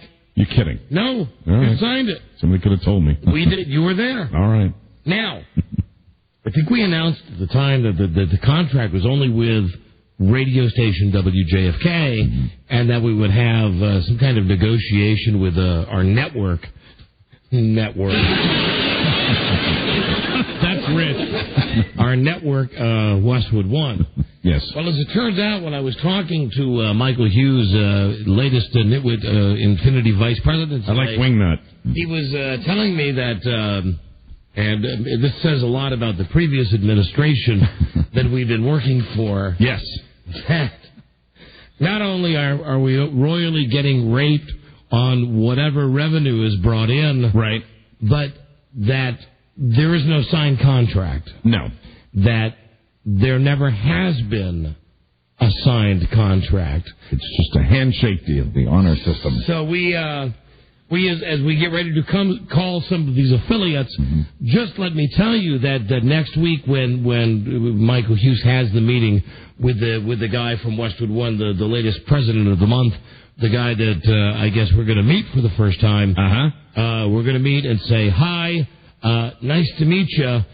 Here's the deal. Either you start doing things the right way, or we'll be happy to do things our way. Right. And what we'd like to do is, it's very simple. We buy the satellite time ourselves, and then we get radio stations that are truly behind the show to sign up as affiliates, to pay the fee based on whatever market size they're in, and off we go. And that means that there's a very good chance that if the meeting goes bad, in a couple of weeks we could be heard in Washington and Philadelphia, and that would be it. And then just bide our time while we try to work something else out. Right? Yeah. But for right now, we're still affiliated with Westwood One. And why am I saying we're affiliated with them? Because we're not under contract to them. Well, we're affiliated because they are the people that are sending our show to all these other stations. And, right now, whether it's a signed contract or not, we are technically affiliated with them. And they're the ones that are making it happen for us. Oh, they are. I'll tell you, making it happen. New affiliates every week. On a national level. When we lose one, we get one right back. Yeah. So anyway, what we're going to do now is meet some of our affiliates. Some of our great Westwood One affiliates. And what we're trying to do is get a pulse of what's happening at the radio station. how we're doing in the ratings, right? And generally how the station feels about being a member of the Don and Mike broadcast family. Absolutely. So let's spin the wheel. See where we're going today. There it goes. Round and round and round. Look at that little white ball go. Green. Pittsburgh. Hey. Pittsburgh. 00. Wonderful. Pittsburgh, Pennsylvania. WURP. AM? You bet, Mike. WURP. Wouldn't have it any other way. Let's call the WURP. This is WURP Radio, where we find out whether the receptionist listens to the show. Absolutely. Now, we got to start. I got to ask do I have your permission to put you on the air? WURP, hi, this is Don and Mike. Will you come on the air with us? Sure. All right, here you go. It's a bad sign it's a guy. Yeah, it's a guy, but it's... I just woke up. It's always important to know if we're being listened to. That's the first question, isn't it? Really? Are you the program director? Actually, we really don't. We're a small station, so we really don't have anyone having titles here. What do you do there? Well, are you the owner? No, God, no. Are you the board op? Yeah. I'll say I'm a board op today. See, the way we sort of do it is whoever comes in first gets to pick whatever title they want that day. You're kidding. No. You mean like if somebody shows up and they say, I want to be GM for a day, they can be GM? They're the GM. Wow. And what is your... I don't believe you for a minute. What is your first name, sir? Jim. Jim, and what do you do at WURP? Well, he's got to be on the air somehow. Yeah, well, yeah. I board up the morning show, whose name I won't say. You board up the morning show. Do you do any kind of radio shift yourself? I do the traffic and weather. Well, let's find out. Who's the morning guy? Let's find out. Don Imus. Oh, it's Anus. All right, so it's Anus. All right. Well, I didn't want to say that. I know you guys don't like other. No, you know what? It just shows us the level of okay. Well, at least it's another quality. Westwood One program.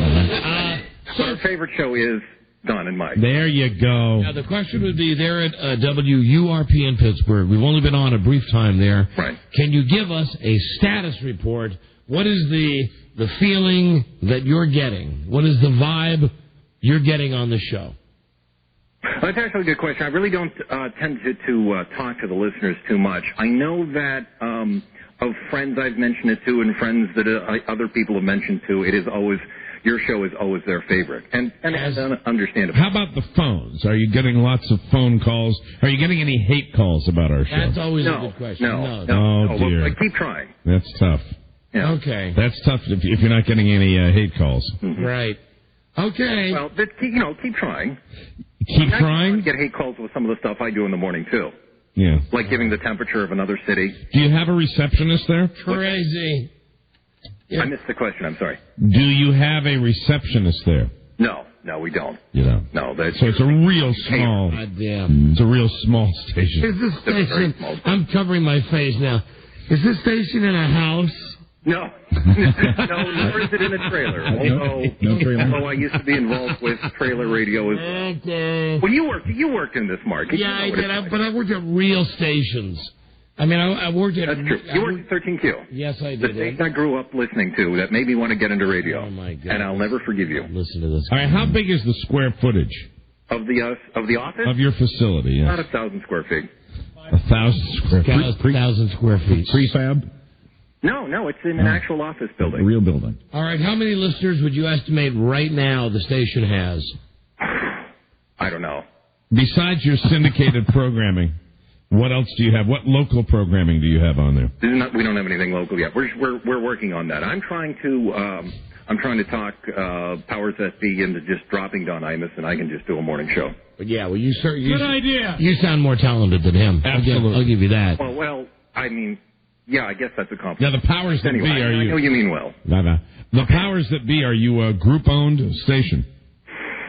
No, it's not a group. It's an LLC company that owns it, which is a small group of people, and I'm one of the owners. People who puts money into it. That's how I end up here. Are you a part owner? No, I'm not a part owner. I'm just sort of. Are you an investor? Yes, I think that would be a better way to say it. An investor and a board op and the traffic reporter for the morning show. Sure. So you're a busy man. Yes. and very tired. That's why when you called, I was half asleep. So you're there. I'm here. And there is officially no station receptionist at WURP. No, unfortunately. Why? Can you recommend anyone? Is there a reception area? Yeah, I guess we could move the Or water. do you just open a steel door and there's the transmitter? And let me just ask: is any time in the near future is it in the plan to hire a receptionist / secretary? Sure. When do you think? When's the goal on that? That's a good question. I don't know. You know, it depends how sales go. It's the slow time of the sales year, and it's a tough economy, and it's Pittsburgh, for goodness sake. Speaking of sales, how big is your sales staff? We have about 2.5 salespeople. You have 2.5 salespeople that sell all your ad time. Right. And how are ad sales going on the Don and Mike show? Come on, you can be honest. We're not doing sales specific by show. Do not try to use this as an audition for your own show. We're simply looking for actual honest answers. How much would a 30-second commercial cost if a merchant wanted to buy a commercial on our show? Do you know? Like about $35, which for a 30-second, which is pretty good. That's pretty close to $1 a holler. $35. Yeah, well, I mean, it's 1,000-watt AM. We're new. We've got to get people used to $35. Okay, thanks. Thank you. Bye-bye. Bye-bye. I predict great things in Pittsburgh. Yeah, there's another one of our Westwood One powerhouse affiliates. There you go. $35 a commercial. It's in Pittsburgh, effing Pennsylvania. Be a lady tonight.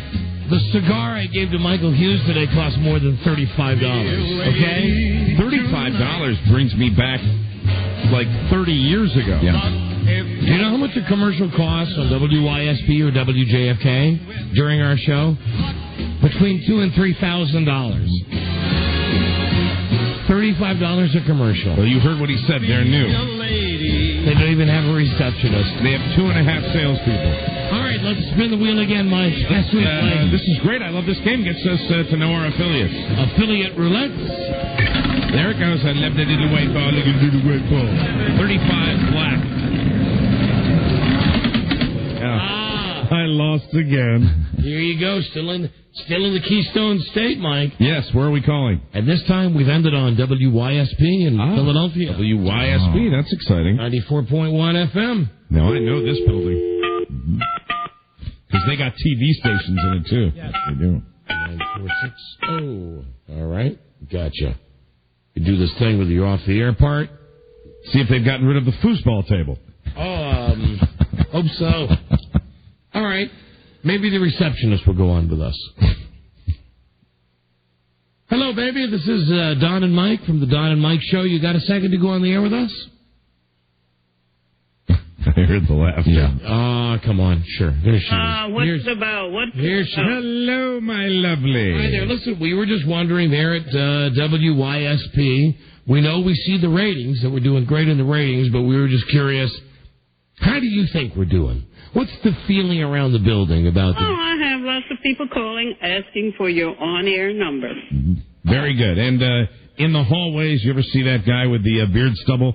Does he ever overhear him saying anything about our show? Tim Sabian? To Tim? Tim likes your show. That's really? Good. Yes. Really? You hear that sound? That's the sound of Tim compulsively shaving his Garth Brooks-like beard. So overall, on a scale of 1 to 10, and you always find out what really is happening from the receptionist, the director of First Impressions. What would you think?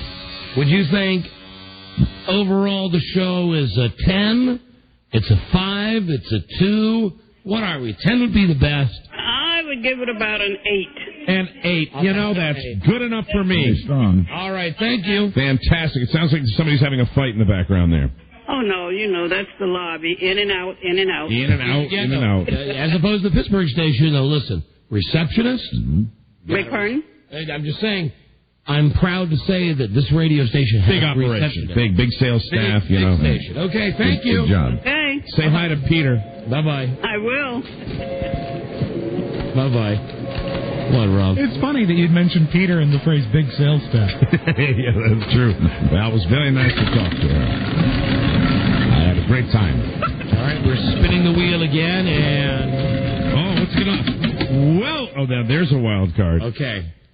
Spokane, Washington. Now, Spokane, I don't think we've ever called. Have we ever called Spokane? Don't think so. Home of Mark Rippon, former great NFL quarterback. Super Bowl MVP. Actually, he might live over the line in Idaho. He does now. I think that's where his motel is. I think so. His Holiday Inn Express. All right, we're calling KJRB. KJ. The Jerb. KJRB. And Spokane. Here we go. Get ready for excitement. Well, I need some after that Pittsburgh station. Affiliate roulette. $35. Yeah, is this KJRB? Hello, this is Don and Mike. Are you the receptionist? How'd you like to join us on the show? Okay, she says okay. Here she is. Well, hello. Hello. Here's the receptionist for KJRB in Seattle. Well, can you tell us first, do you get a lot of calls about our show on KJRB? Well, first of all, I'm in Spokane, but yes, I do. What did I say? Seattle. My apologies. Spokane, and you do get a lot of calls? I do. Would you yourself, would you consider yourself a listener to the program? I do listen, yeah. Very good. And how do you find the program to be? I like it. I think it's funny. There seems to be just a tiny tone in your voice that there's hesitance there. But you don't think it's great? Sometimes it's a little much for me, but it's funny. Like the guy yesterday, I thought was pretty hilarious. When you say the show is a little much for you, could you elaborate on that a little bit? Like what would you describe as something where it's a little much? I would assume something that perhaps offends you. Sexuality. Well, not really offends me. It's just not bodily functions. Yeah, there you go. You're not a big fan of fart sounds? No, not really. Oh, I wish you hadn't said that. Beautiful. Darling, may I ask, though, do you get generally positive or negative calls about the show up there at the front desk? Yeah, Rob. You know, I actually get great calls. People are mad when you're not on. And can you tell me, do you know from a sales standpoint, how do you think the show's being perceived in the Spokane community? Spokane's kind of conservative, so I can't say that it's probably hugely great, but you do have a lot of avid listeners here. Would you say, excuse me. Hold on just a second there. And if we haven't mentioned it, we appreciate you coming on with us. Would you say that the average, you probably don't know this, but do you know how much a commercial would cost on our show? I don't. Could you put us through to sales? Sure, 1 second. Thank you. Whatever happened to preparation A through G? He's 101.1. Great oldies all the time. Sounds like a joke ad. Most times it's a dog-eat-dog world. Doesn't that sound like a joke ad? Wearing milk-bone underwear. 790 KFAN, Spokane's only real sports station. That's our station, I think. Mike Show Daily, and the home of GSL Sports, the Spokane Chiefs, the Spokane Shadow, and the Spokane Indians. Jesus. And I love that CD you're playing. Thank you for calling the Citadel Radio Center. The next person, I gotta get him off the air though first. Really, I know you've heard this before, but we're doing our best to make it true. Pinky swear. This is weird. Featuring the Cat Country Morning Show with Jay and Kevin. Continuous country favorites all day long. All right, well, we don't got time to sit through that. We got time for one more affiliate. There you go. One more affiliate. There it goes. Oh, come on. What part of the country? 12. All right. I finally won. Mad City. Madison, Wisconsin. Now, I think we may have called Madison when we first signed on there. I don't know why, and I think the show does well there. But then again, I thought that about Pittsburgh. Hold on, let me see.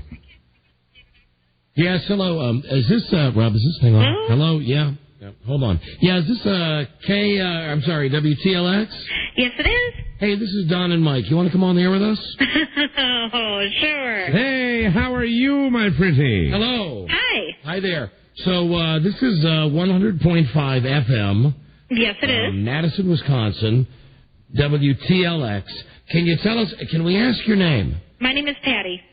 Patty, can we ask, do you get lots of positive calls or lots of negative calls about our show? Oh, lots of positive calls. Wonderful. Are you yourself a listener of the program? Every day. Hey, now that's the right answer. I'm going to give Patty a round of applause for that one. Every day. How are the ratings and the sales? That's something we never see. We never see ratings for Madison. Well, let me see if our sales manager is available right now. You know what? Well, don't you want to speak to a Herb? Well, the thing is, then I got to go through the whole thing. Tell him he'll be on the air. Okay, I will definitely tell him that. Thank you. Hold on, thanks. Hello? Because I'm tired of getting the messages saying Pleasure speaking with you guys, by the way. Pleasure, Patty. You're very sweet. You're the sweetest receptionist we talked to today. She didn't hear it. Hi, this is Jerry. Affiliate roulette. Well, we just love having the Don and Mike show on. I like Pearl. Would you like a commercial? Hello? $35. $35. I would buy you quite a bit of time on the Don and Mike show. $35. We'll throw in some leather shoes. This is Mr. Brown.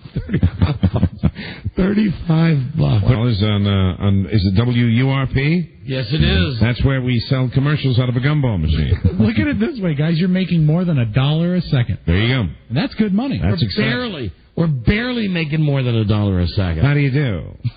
This is Mr. Brown. I'm the sales manager. Hello.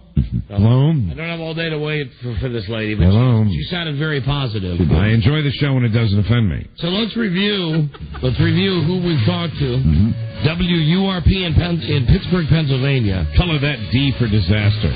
WYSP in Philadelphia. A major market, flame-throwing, red-hot, big-time radio station. Then you had KJRB in Spokane. I think for a small station, it is a very tightly run company. And finally, we're still on hold here at WTLX FM in Madison, Wisconsin. The jury would be out, even though Patty was the nicest receptionist we spoke with. She was. Well, we just don't have time to wait. We just do not have time to wait. That's a shame. Sorry to talk to the sales manager. However... Hello, this is Mr. Brown. Hold on just a second. No. Hold on. Give me a second. You calling one more? Yeah, hold on. Bear with me. All right, he's picking up the receiver, so we're not going to hear the other end of this conversation. I have no idea who Don's calling right now. Pittsburgh? WURP. This is WURP? Are you the guy I just heard on the radio with Don and Mike? What happened? Is this the guy that was just on with Don and Mike? You are fantastic. The guy knows it's me. Yeah, of course he does. The guy knows it's me. You're the master of disguise. What, Mike? Even if I hold on a second, Dudley, hold on. You were angry. It's just what made me laugh is that you got angry that he recognized you. Even if I wasn't the master of disguise, what, were you sitting there listening to the show? Yes. Yeah, when I heard affiliate roulette, I thought, oh, no. Oh, yeah. Okay, I'm ready. See, at some point, though, when you're not expecting it, we're going to call off the air, and we're going to say we want to buy commercial time. And we're going to see if really you're charging $35 a commercial. That's embarrassing. That's like 3 extra value meals. You need to get more sales. Oh, he knows he's on the air. This guy, I know him on. Yeah, he knew he's on the air. All right, thank you. Thank you. Good luck at WURP. Goodbye. How many commercials an hour, incidentally, do you have avail for? I'm sorry, what? How many avails do you have an hour? Local avails? I'd have to actually check the schedule for that. I have your clock here. All of them, I'm guessing. Well, no, they're national. There's some network spots. I know. And right, yeah. The national sponsors are sure happy about 2 minutes, that. and we have, what the heck's the Don and Mike clock? Here it is. There you go. 2 minutes network, 740 local. Pardon me? So you have 7 minutes and 40 seconds every break? Right. Yeah. Okay. All right. So you have roughly $490 worth you could sell. An hour? Yeah. Well, that's per break. So 2 breaks an hour, almost $1,000 an hour. Well, if the breaks start getting filled up, then we'll start charging more. $37.50. That's the idea. So right now, so you're not selling out with it's those like rates? An introductory special price. Right? So right now, if you were sold out, you'd be making like $1,000 a day on the show. Yeah. Who would be the biggest? Probably more because if we were filled up, we'd start to charge more. Who would be the biggest? What everybody does. Supply and demand. Can I ask my question, please? No. Hello. Yeah, Mike. Can you hear me? There you go. Okay, couldn't hear me. Hey, would you tell me who is your biggest local sponsor? Hello. I'm trying to think here. Any local sponsors? Do you have any local sponsors? We're working on it. So you mean WURP in Pittsburgh has no local sponsors? We do. They're not on the air yet, which is why I can't. Oh my God! This gets worse and worse and worse. Well, we're starting out. Not only are you charging $35 a commercial, but you don't have anyone that'll buy them. You have no clients. The station was off the air for almost a year. So there's no client right now. The only commercials. What do you do? I would venture to say, at that price, you and I could fill that schedule. What do you do to fill the time then when the network is done running the HBO, the Radio Shack, the Amstel commercials of the network? And sometimes we have local promos and PSAs. Sometimes we just rerun the network spots. You just rerun them? Rerun the network. Well, an extra value for you fill your 740 locals with reruns of the network spots. Jesus. And any timetable for getting real advertising on the radio station?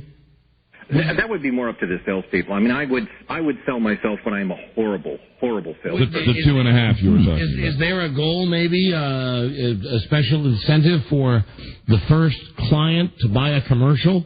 Well, there are people who've already agreed to buy commercials, and we've just we're finishing up the paperwork on that. At least that's what I'm told. Like I said, I don't deal with the sales. At $35 a spot, I can't imagine the paperwork would be immense. I wouldn't think so either. Like I said, I don't do sales. I don't even try to do sales. And you don't know when the commercials will be starting. How long have we been on the air there? John, when did we start? With the Westwood? No, I'm trying to find out here from the engineer. The engineer. How much do you? After Christmas, this is the beginning of the year. Maybe ask to talk to the other guy. Can I ask, if you don't mind, how much do you make? Well, I just basically work as like an investor. So I guess you'd call me a volunteer. You don't even get a salary. No. Wow, world's most expensive internship. This is the best episode ever of Affiliate Roulette. This is the best episode of Affiliate Roulette, and winner. I mean, you're starting from scratch. Well, don't most affiliates that pick up your show, they've been on the air a while, and then they basically get coaxed into running your show because they don't think it will work for them because they don't realize what you guys can do for a radio station. What? Yeah, that's right. They get coaxed into running the show because they don't think it will work for them. Winner. That's right. That's exactly how it works. No. I'm saying most stations you go on are established stations, and your show is replacing something that had been there before, right? It has been a pleasure talking to you on WURP in Pittsburgh. Bye then. Bye-bye. That'll do it for this edition of Don and Mike's Affiliate Roulette. I will say a prayer for one of our affiliates tonight when I get home. I will fall on my knees and pray for WURP to get a clue. Wow. Showbiz. Ladies and gentlemen, that's Westwood 1 at its finest. I got to see if Hughes is still in the building. Wow. That's Michael Hughes. Don and Mike here. Again? I don't know if you were listening or not, if you were busy. We just played a little affiliate roulette, Michael. This is where we call some of our affiliates at random to see how they're doing. We did a little recon and found out that our new Pittsburgh affiliate, WURP, is charging, get ready, I hope you're sitting down, $35 a spot. However, as of this moment, there are no clients. And there are no commercials locally running on that station. We asked how they're filling the time during the stop set, and they said they're rerunning the network commercials. They don't have a secretary the guy who answered the phone is not getting paid. He is an investor. And he's also the board op and the traffic reporter for the Imus show. And that's why when we got done with the conversation, we went, yeah! And I was hearkening back to our conversation today when we were discussing the fact that Mike and I actually are not under contract with Westwood One. And just want to say, wow. Michael, that's a success story right there. That's a success story. If you're ever in Pittsburgh, it's WURP. URP. That's it. Yes. $35 for a commercial. Kind of how we feel after talking to them. I'll start somewhere. And hurry, because they're going fast. Yeah, we understand the spots are going to be going up to $38 within the month. All right, when spring hits. Yeah. All right, Mike, we'll see you later. Have a good day. Bye-bye. Nice to keep the brass advised. Mm-hmm. Bye-bye. WURP. No commercials. Hello, Don and Mike Show. Hey, Don, I think you guys were way too hard on the URP guy. He's just a guy trying to make a living. Doing a great job of it. Yeah, making a living. Making a living. He's not getting paid a cent. I was really ready to ask the question, do you all have rich relatives? Don and Mike. How are you feeding yourself? Hello? Hey, how's it going? Okay. I think the guy said WURP was trying to give you a compliment that he was going to build the whole station off of your power and everything. I think he was trying to be a nice guy, but I think the police calls are going to bleed over your station there. We don't even know that, whether we, how, if there's anybody listening to WURP, what is the band width or whatever it's called? Well, Mike, you couldn't ask for a better one. All right, it's either, let me tell you something, it's either in the 800s or it's in the 1500s. 15 and 50. There it is. I think they're fighting with the Spanish language station. Jam that dial up there. Twist that knob until it won't twist anymore. 1550. That'll do it for baby. Affiliate roulette. All right, well, that's why we play the game, so you know how pathetic our career really is. 15. Hey, that'd be a good one. No, but add 50 to it. God. 1550. Thank God WJFK pays us some money. Yeah, what the hell would we do if we didn't have this station? I don't know. We got a break. We're coming back. It's been a long time, but everybody fag alert when we come right back. This is the Don and Mike Show. Listen, my friend, I am a supporter of the gay community. I wore a red ribbon to the Emmys. I have been to several Elton John concerts. What does that mean? Elton John is a gay. The Don and Mike Show. This is Scott Thompson saying Don and Mike are a gay. It's where food comes out. The Don and Mike Show. Right. Let me just say, Parrot Heads, tomorrow on the show, we have great seats for Jimmy Buffett at both Merriweather and Nissan, and we'll be doing What My Wife and Husband Don't Know Won't Hurt Them. Mike, take a look at that picture and just look at the picture. Oh my God! And let's take a call before we get to Craig Wilson. Hello, Don and Mike Show. Don and Mike. Hey, howdy. So how are you been? Hi, we're doing great, thank you. All right, and Buzz. Hey, how hi. are you? Yes, we're all great. All right. Did the guy at WURP really say that you could just come in and decided that, hey, I want to be general manager today, and that's your job?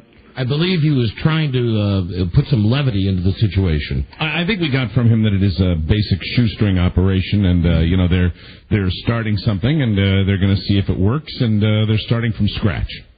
All right, well, appreciate that. And I know Don enjoys the affiliate roulette with much joy and gumption, but the listeners appreciate it too because it lets them know where their radio station stand. There you go. And would your radio? What would your radio? What is your station? WYSP, of course. In Philadelphia. All right, very good. Well, congratulations. When the great purge happens, you may be one of the two that are left. Should be very proud. Speaking of, the guy from Pittsburgh was online. Well, no, maybe he is still there. Hello? Yeah, I'm on this line. Right here. This is the guy. Well, we're becoming old friends here. I figured I'd just call and say, hey. WURP. It's the same guy calling us in. All right. By the way, did you guys know that your phone number spells 1-877-3-OLD-MEN? All right.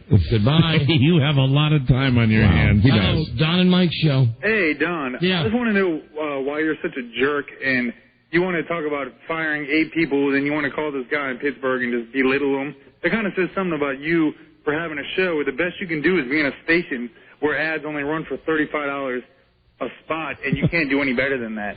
Sir, the entire point of affiliate roulette is pointing out the fact that we're on some less than desirable station. I understand that, but you still don't have to make that guy feel like crap. Sure. You know, that guy... What is it? Hold on. Now, do I have to pull back the curtain yet one more time for the retard parade? Yes, let me pull it back for you, retard. Okay, because really, the joke is not on that guy. And that would be the reason that he called back. I understand it's on you because that's the best you can do.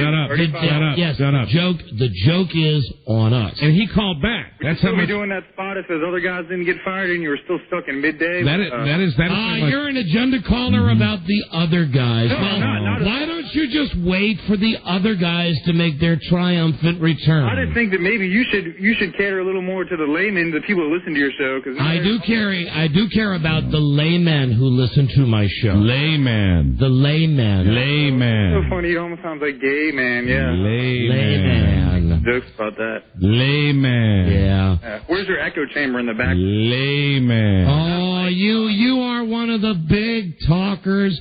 Come on, 10800 Main Street, Fairfax, Virginia. So funny. Sign the waiver. So That's not funny. I was calling just to ask you a question. You answered it. I mean, I don't want to come and fight you. There's really no point in that. Well, then go away. Right. Go away then. How about I come down there and give you guys a box of donuts? Would you appreciate that? Why don't you go away? Well, listen, you said you wanted to go away now. Douche, you're not going away. I've lost 42 pounds, and I guarantee I could kick your ass 7 ways to Sunday. You think you could? Pardon me? You think you kick my ass 7 ways to Sunday? Amen. Yes. Why? Why do you say it? Because I can just tell you're one of those guys, and I'm going to try to break this habit of challenging every dickweed that calls to a fight. Every guy. But, here's the deal. It's funny that you're going to fire. I have said this many times. I've said this before, and really. This time I mean it because I do recognize this voice. This is a guy that has called many times, not just twice. He's called many. You called many, and you always say I'm wrong, but you really have.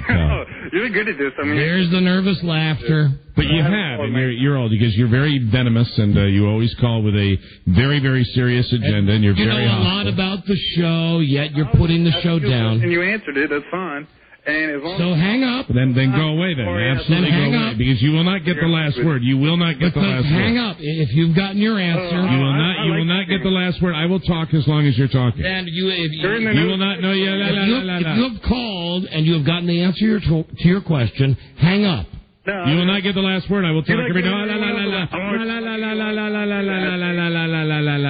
douche. I tell you what, douche. Yeah. What douche? Hey, you gonna threaten me now? I will talk as long as you're talking. I will tell you right now. That's what I'm doing. You. I will talk as long as you're talking. Your words will not be heard. I have a microphone. You have a phone. You will not be heard, sir. I will talk louder than you are. I will. 48 I will talk every time you're talking. Mike, I've turned off our microphones.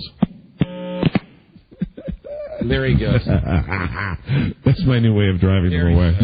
They can't. That is it's like it's the Raid spray can for callers like that. If you literally do not allow them to be heard, it frustrates them to such an extent that they eventually hang up. Hello, Don and Mike show. Hello. Yeah, hi. Yeah, hey, what's up? I just want to talk about the gay man who just called. Yeah. I mean, I'm just a layman, I know, but hey, Don, you want to hire me for a brute squad position? For a what? Take a brute squad. A brute squad. Tough guys. Oh, tough guys. Yeah. No, I don't want to. Listen, I don't want to take out. I've got my posse already. Amen. I feel very secure with my posse. Amen. Hello, Don and Mike show. Yeah. Get medieval on your ass.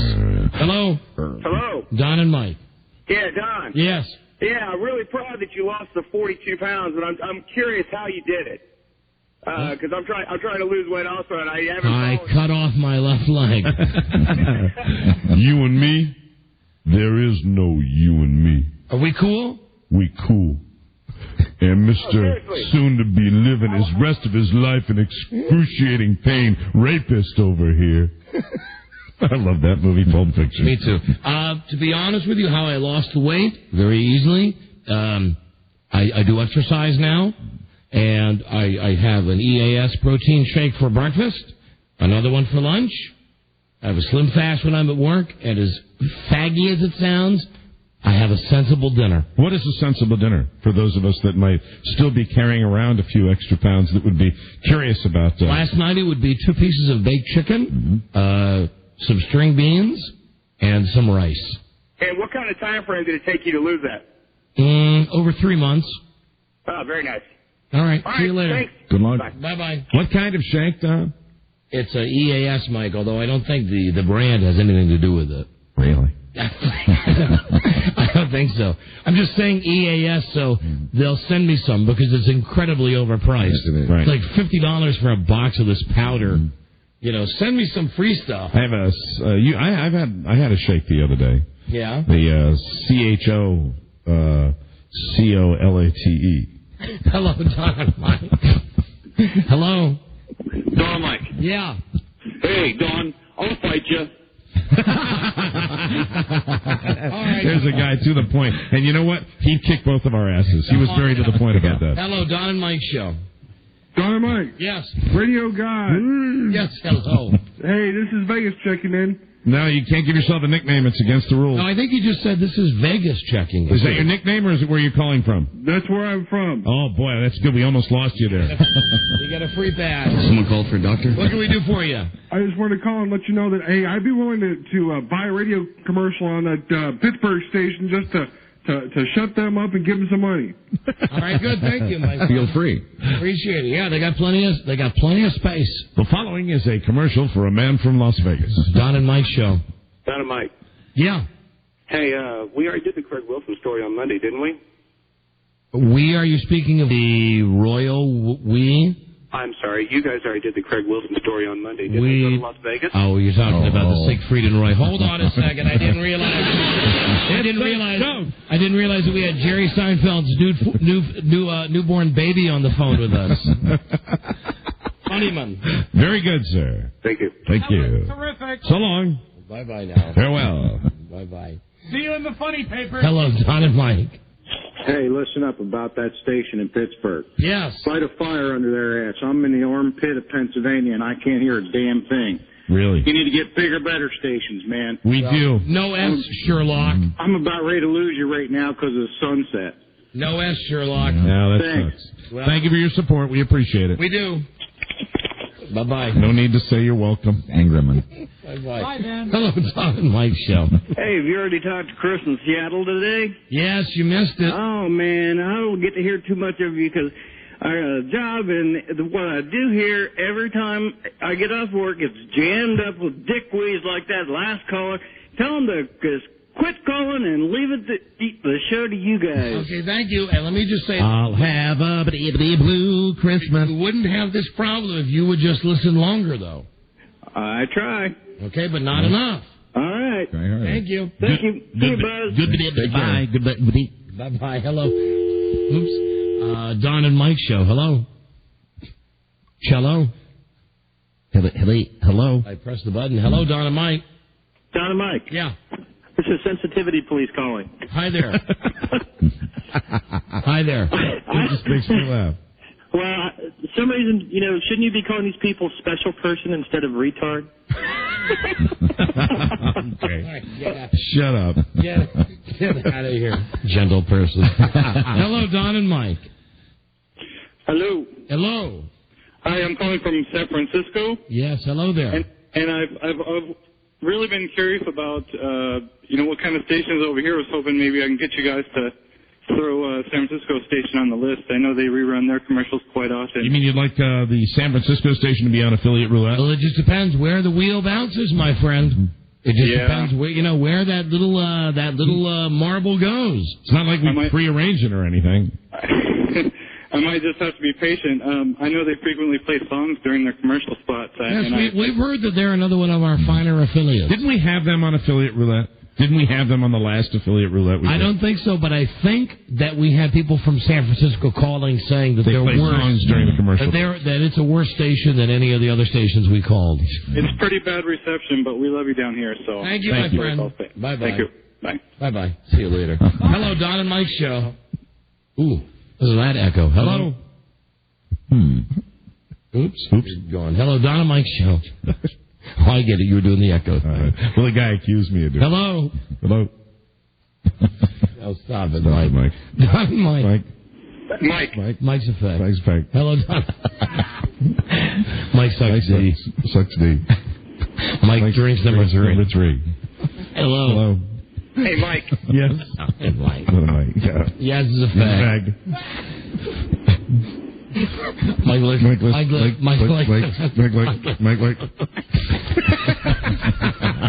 right, I'm stopping. Mike likes it up the A. Mike likes it up the A. Mike. I can't think of sometimes I'm out. Hello. Are you gone? I don't think he liked our game. He hung up. He didn't like our little game. Oh, I'm sorry. We got a break. Listen, here's the deal. Craig Wilson. I'll stop. Go ahead. I'm not going to do it anymore.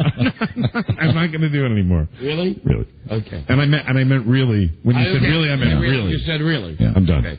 Craig Wilson. You know the you're dying to. I am, but I'm not going to. I'm going to achieve self-discipline. Self-discipline. Don is a fag. It doesn't work when it goes the other way. It goes the other way. It really doesn't. It really doesn't. I'm here. I'm in. Hi. I'm Harry Morgan. Hello. I'm Morgan. All right, stop it. It is bad. It's like a little thing you do when you're a kid in school. Drives you nuts. My name is Don. I am gay. I like drinking number 3. I like drinking number 3. I'm copying everything he says. says. That's the way it works. Gosh. I'd love to put something in my Duke right now. Okay. Okay. You want to keep going with it? Do I keep going with it? Go ahead. You're the one. You're the one. Your brain's got your brain. I know you are. But what am I? Infinity. Buzz? Yes. Hi. You're going to do this to me now? You're going to do this to me now? It's fun, you know. It is. Come on. Are we doing it 3 ways? Buzz, are we? Are we? I don't know. Are we? You tell me. You tell me. I'm confused. I'll tell you this, though. My face hurts from smiling so much. We're 8 years old all of a sudden. Yeah, but it's fun, isn't it? It's fun. It is lots of fun. Yeah, it is lots of fun. You copying me now? Copying me now? Stop it. You started it. Infinity. I know you are. But what am I? I'm gay. Okay. We'll be right back. This is the Don and Mike Show. Any cold pasta? There was some ziti, but it all got eaten. The whole tray? From last Sunday?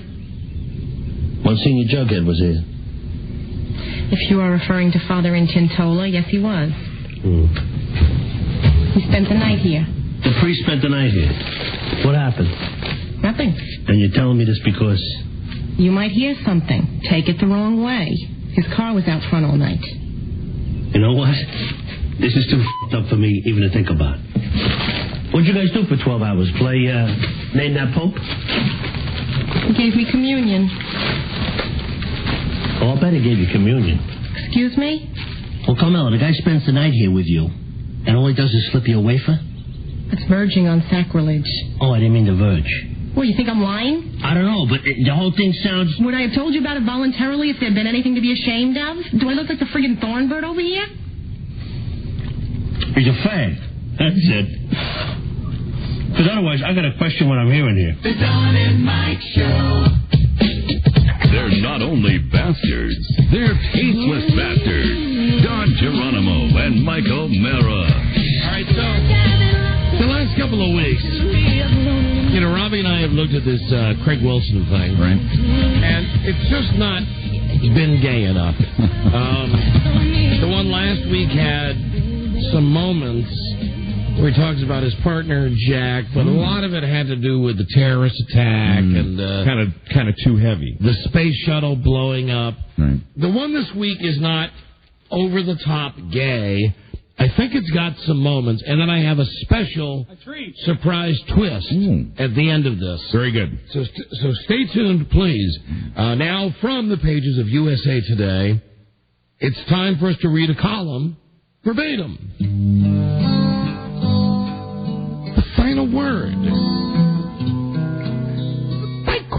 Wilson.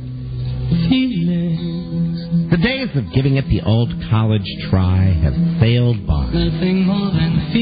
A quick question. Would you get into the college you had attended if you had to apply today? Would that quick acceptance letter arrive in your mailbox this month, welcoming you to the class of 2007 at Stanford or Texas or Duke? Or would you get rejected this time around? The competition, it appears, has become cutthroat. No longer are you just up against a straight-A kid who lettered in 4 sports and his minister wrote a letter praising his virtues. Last year, after a day at Johns Hopkins, I realized I was the dumbest of all humans compared with today's college student. Now I realize that the bar has been raised once again. I'm now a piker in the what have you done lately category. I can't pick up a newspaper or watch TV these days without seeing something about some kid who's turning the world on its ear. Like just last week, I saw that there was a boy who had sailed across the Atlantic alone. Maybe it was around the world. Whatever he did, he went a long way over water. He was 12. And now in the newest Vanity Fair, there's an article about this guy, Peter Sansani, who's described as a stunningly precious jazz pianist, singer, and composer. He's 19, but he was a protege of Harry Connick Jr. at age 7. Not only that, he's now playing at the Oak Room at the Algonquin Hotel, which he did last year, making him the youngest headliner in the famed New York Hotel's 100-year history. I torment myself by asking a fatal question. What was I doing at that age? At 12, I was in junior high, trying to navigate the changing of classes every 45 minutes. I fear I might have been one of those who terrorized the hallways. All I remember is being nervous about not getting to the next class in the allotted 3 minutes. As for failing, I did have a sailfish, which I took out on Lake Ontario. But I'd never sail out so far I couldn't see the shore. Sailing to Toronto, 40 miles away, wasn't even on my radar screen. Not that I had a radar screen. As for the piano wonderkin was a term used... I'm going to start again. I forgot how wonderful he writes. As for the piano... Wonderkin was not a term ever used on me. I'm convinced I was slowly sending Mr. Suzanne, my piano teacher, to his grave, one wrong note at a time, and there were thousands of them. I'd like to report I progressed a bit by 19, but I can't. I was a sophomore in college, still trying to navigate between classes. And although I think I had stopped running down hallways by then, my sailing days are pretty much over. The piano a thing of the past, too. As I said, there was not a great groundswell in Western New York for my musical talent. Just the other day, I was reading, here in these pages, how kids are doctoring their resumes so they can get into college. Though I don't defend the practice, I understand it. Especially in a climate in which you're competing against 12-year-old circumnavigating sailors and piano protege so young he can't even order a drink in the lounge where he's playing. Are we going to start the song again? I don't think so. I'm hard-pressed to think of anything I could offer up that would impress an admission sport these days. I still send my aunt a Valentine. Does that count for anything anymore? Gregory! Yeah. All right, so it's not yes. Here's what I took, though. I did like Mr. Suzanne, the piano teacher, and the fact that he sends his aunt a Valentine. Now, here's your bonus, Craig. We did not read the one from... Like 2 or 3 weeks ago? 2 or 3 weeks ago about terrorism and the space shuttle blowing up. However, at one point during the column, Craig writes, and I quote, "When I caught my neighbor Beth carrying bottled water into her house the other night, even she had to laugh at her folly. I told her I was going to visit my friend Steve instead. Steve, who runs, and I'm not going to name the name of the liquor store here, but he names a particular liquor store to buy a case of fine wine. So now, as a Craig Wilson bonus, We're going to call the liquor store and ask for Steve, the man who sells wine to Craig Wilson. All right, very good. Wonderful. So let's, this is not a gag. Right. This is a bonus. See if Steve is there. Absolutely. Oh, I got to do this whole thing where you come on the air with us. There you go. Calling, I'll tell you now, Potomac Liquors. Hello, Potomac Liquors. Hi, this is Don and Mike. You want to come on the air with us for a second? Give your business a free ad? Yeah, sure. Hey, this is Don and Mike. Like I said, we're on the air. Is Steve there? No, he isn't. He isn't. Listen, do you know a guy named Craig Wilson? He's a regular client? I don't, but Steve might. I don't know. Yeah, let me describe Craig to you. Yeah, we got a picture of him right here. He writes a column in USA Today. He's famous. He's a balding man. Looks a little like a doughy Sam Huff. He's got a very... I don't think that's going to work, Rob. He's big into mock turtlenecks. He's got a winning smile. He has big bushy black eyebrows. He has a partner named Jack. We just wonder if you've ever seen him come into your store. Oh, you got something else, Robbie? He might be with a golden retriever. And he might have a golden... Does anybody ever come in with a golden retriever? Yeah. Yeah. So you know who we're talking about? I suppose, I guess. I don't know. All right, well, listen, here's the deal. We're big fans of this guy. I mean, we're not stalkers of him. We're big fans. And in his column in USA Today... He plugs your liquor store. Which is dated February 19, he writes that he was going to visit his friend Steve. Okay. Steve, who runs Potomac Liquor, to buy a case of fine wine. Right. Does he drink a lot of wine? Does he? Yeah. Okay. Is Steve around?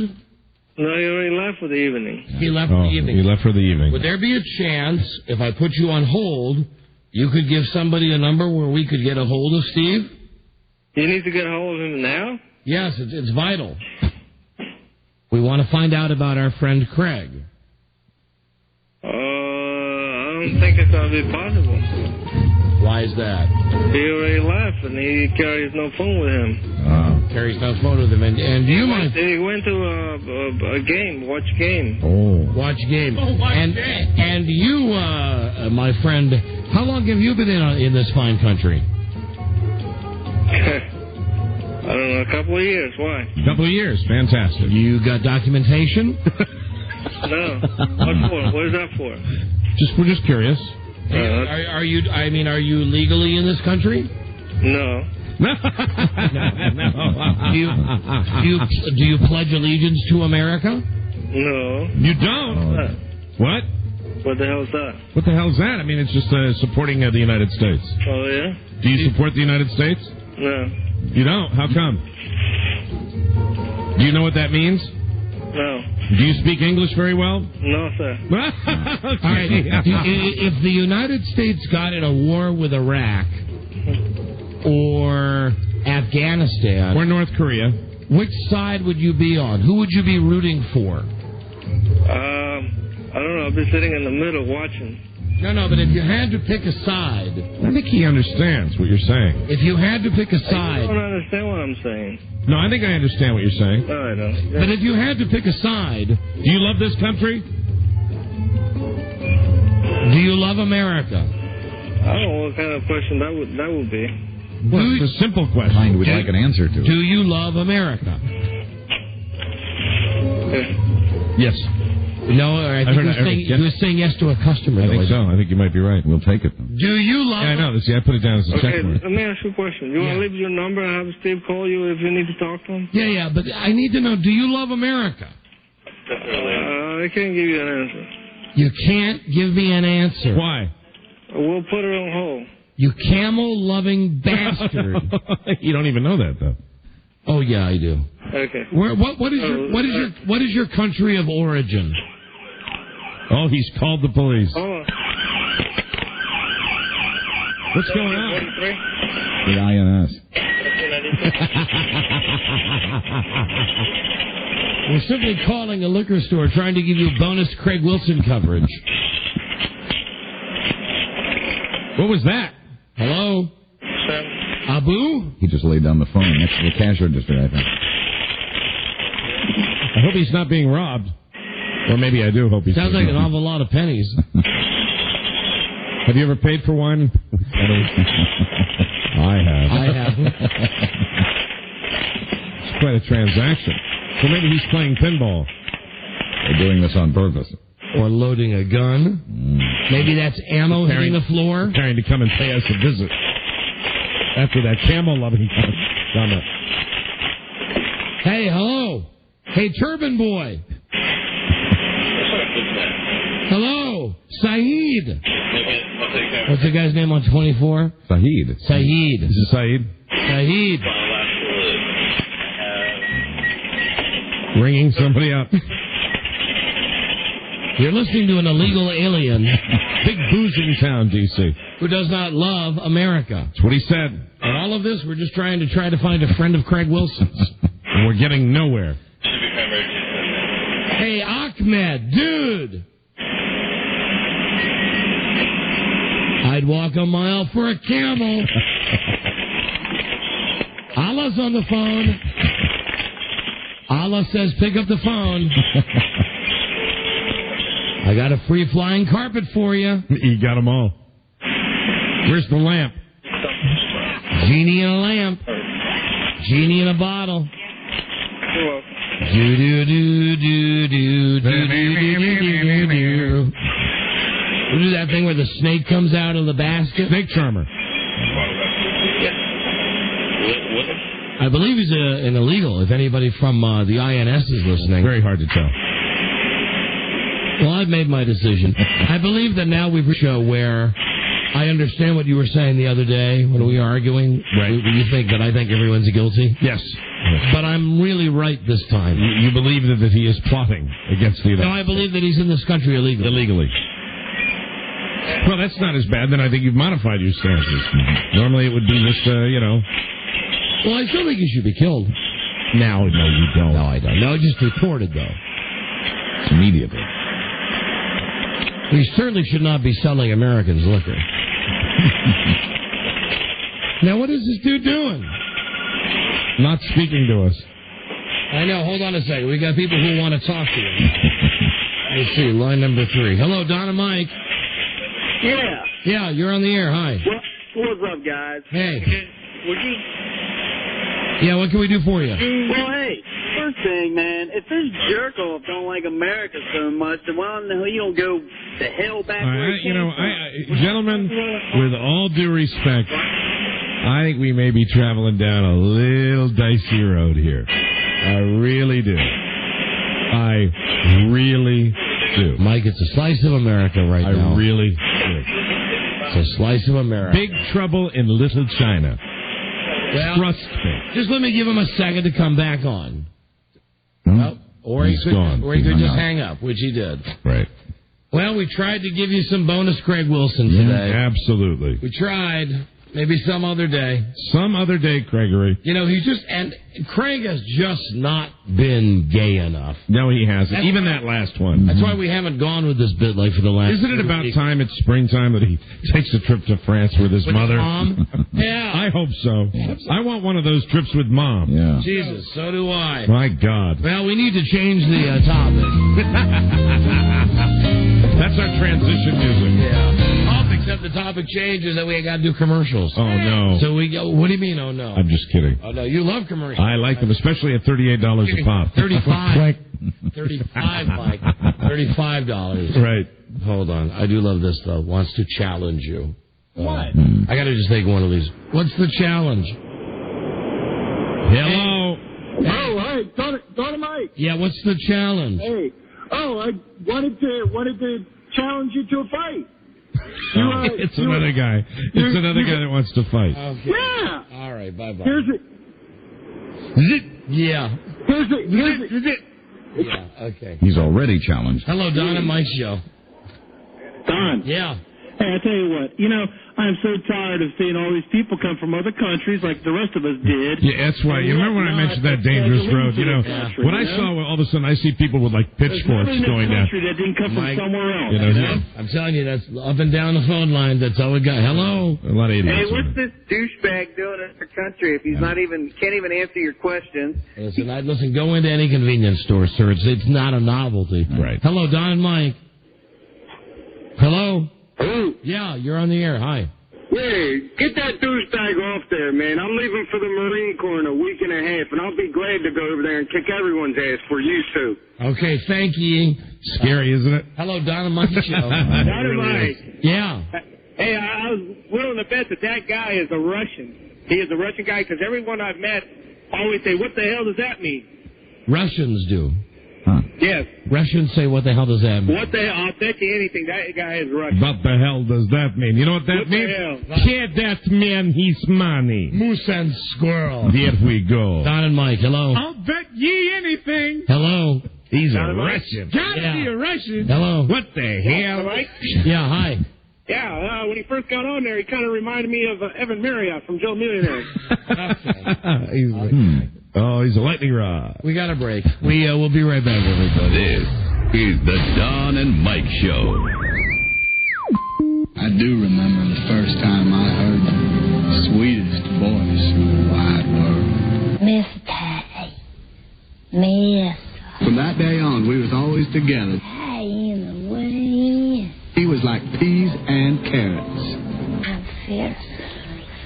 Everything don't go away in time, fierce. She was my most special friend. And they call me. Nail and May, yes, nail and May, going to tie in the wind.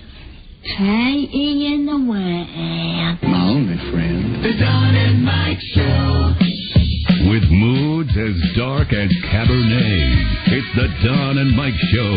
That'd be our mixture of Forrest Gump and Nell. Yeah! We are looking very much for our Forrest Gump tapers. Why are you playing Forrest Gump and Nell? I won't marry you. Well, because yesterday there was a bit of sleuthing done on this show, and we've been told it's all right to make an announcement that... But we shouldn't make it. Some people, who work with us are going to make an announcement. Yeah, let's... you want to bring them in? Yeah, please. I'm waiting for them to come in. Come in, kids. Very interesting. This will be interesting. I don't know if he's coming in or if just she's coming in. I think they both. I would think it would be appropriate for both. I know it would, but she came in and she's the one that said it's okay to talk about it.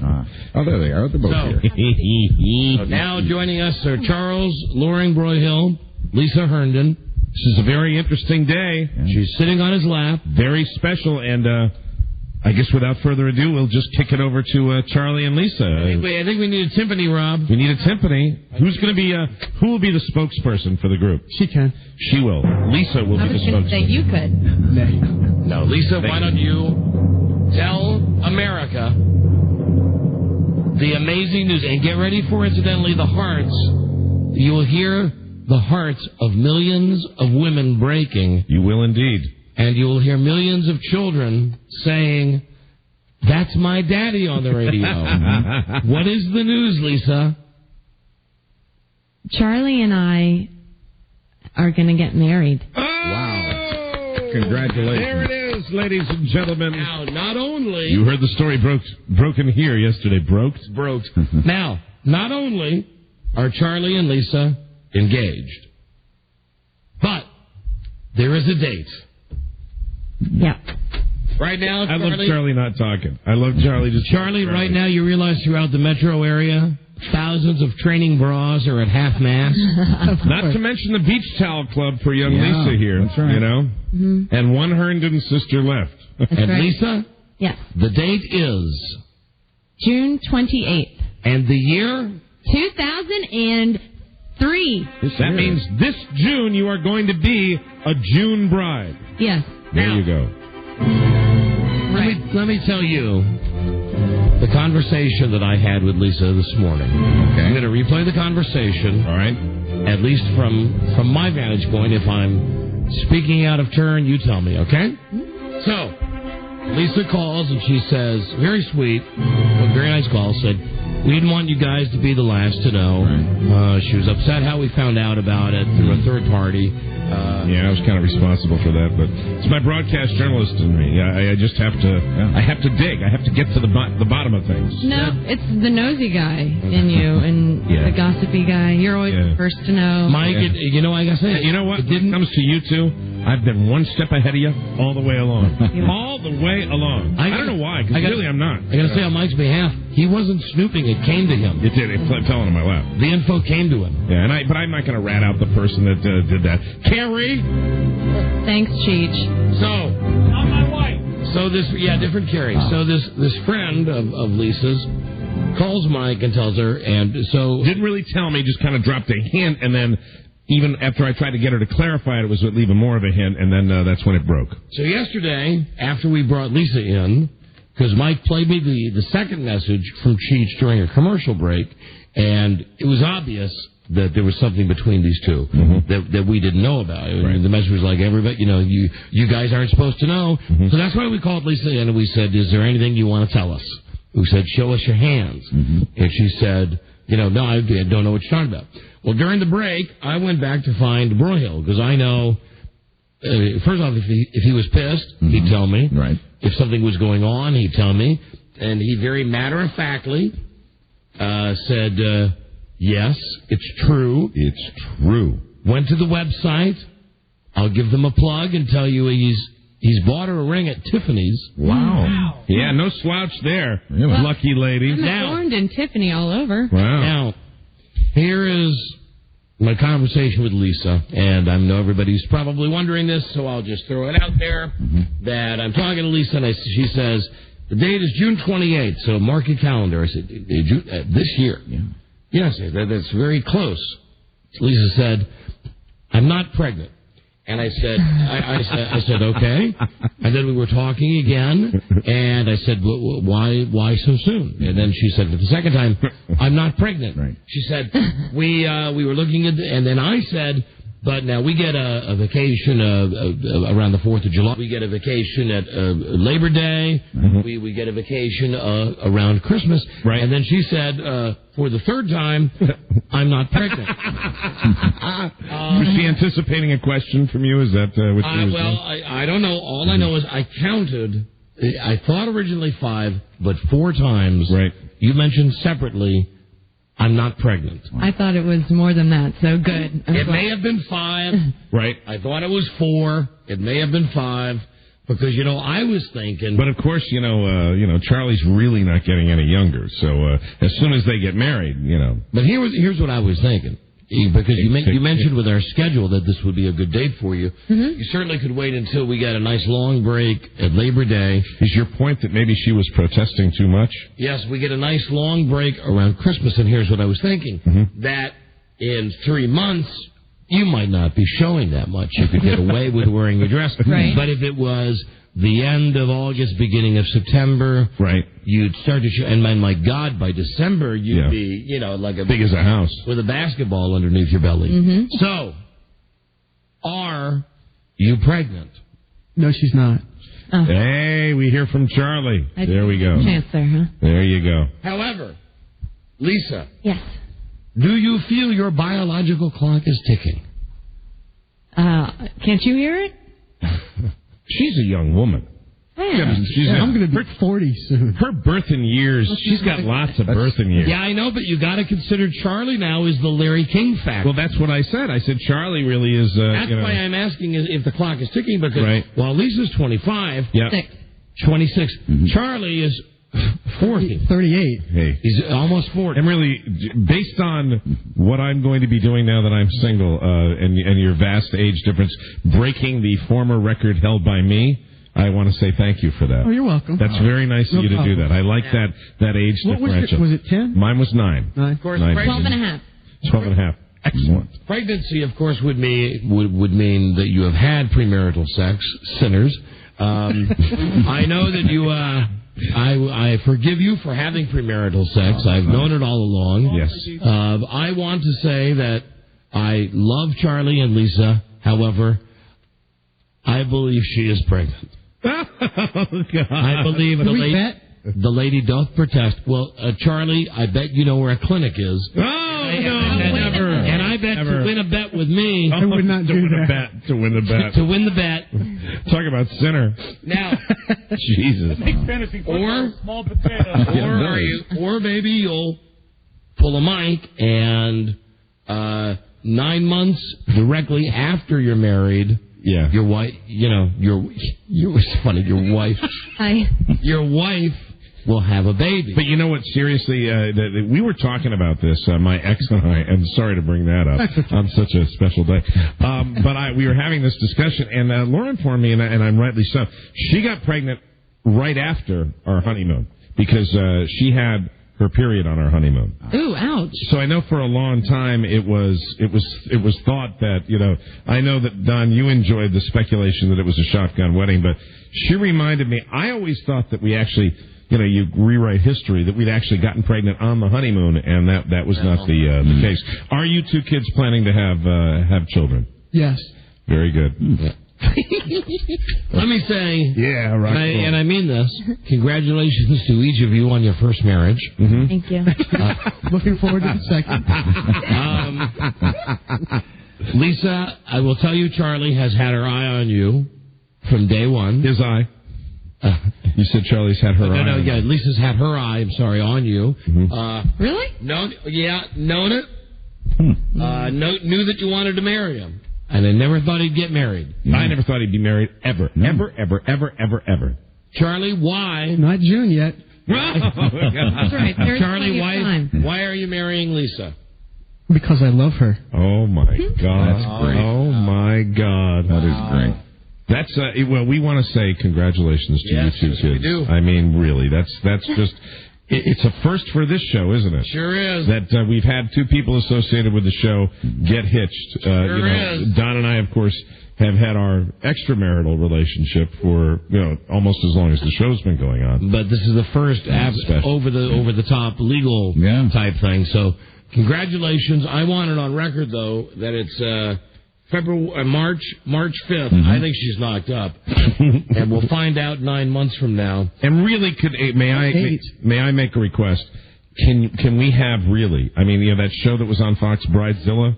Can we have all your Bridezilla stories? That like if you really go off, because I know you're a high-strung lass, and I would love to hear like the stories about you preparing, because it is a stressful time, and stuff goes down. I just like to hear the first time you go off on somebody. And we have to know: are we all invited? Yes. Are we really? Yes. All of us. Mike, I can't make it. Now. I mean, that's not. I'm not I know that's vacation time. That's vacation, and I leave here 5 minutes after the show, and I don't. Not come even back. that quick. Right. In that late. But I've got an idea because it's close to Dulles. So I was discussing with my mother, you could hop on a plane, fly into Dulles, be right there where everything is nearby. Chance. All right. Everything's going, and then... But you'll have your girls with you, though, Mike. Yeah, I will. But I'll give it some. It's gonna be. God, I don't want to miss that party. Yeah. I really don't want to miss that party. Open bar. We're gonna have a bachelor party for Charlie. Charlie is recovering well and no longer needs constant supervision. With the orangutan birth about to happen, it will be hard for Jeremy to find any time to spend with Charlie over the coming weeks. A solution will have to be found soon. And may I just say, since really, you and I are not getting any younger, and to have kind of a contemporary, a peer, getting hitched, not many of those happening anymore. No. I think this has to be the mother of all bachelor parties. Agreed. And I will take point making sure that it is the finest endeavor, that it is the finest bachelor party. The last time, Charlie, really, that I was aware that he got really crazy was that your bachelor at my bachelor party when he was sitting on top of the limo. Indian style. 55 miles an hour diving through the streets of Washington, D.C. with his fingers holding on. And come on. And, right? It's cool. Absolutely. You're cool with that. God, you've been around us. You know the way men work. All right, well, congratulations, kids. Thank you. Anything? Any other statements? Anything you'd like to share? Any final words? I'm not pregnant. You're not pregnant. Charlie, anything from you? No. No. Of course not. Okay. You can say more that you love me. Go ahead, Charlie. He's not saying. I love you. Oh, gosh. And that's so cute. So amazing. It's amazing. Wow. Yay. All right. Congratulations to Charlie and Lisa, soon to me, Mr. and Mrs. Broyhill. Lisa Broyhill. Lisa Herndon Broyhill. Lisa Herndon Broyhill. Lisa Herndon hyphen Broyhill. There you go. Love Hey, conquers Lisa. all. Hold on. I just need Lisa for a second. Who's going to be his best man? I don't know. Okay. No pressure. Okay. Don't do that. No pressure. It's not any pressure on me. I've already got my maid and matron of honor. I know. Kathy and Dee Dee. Kathy and Dee Dee.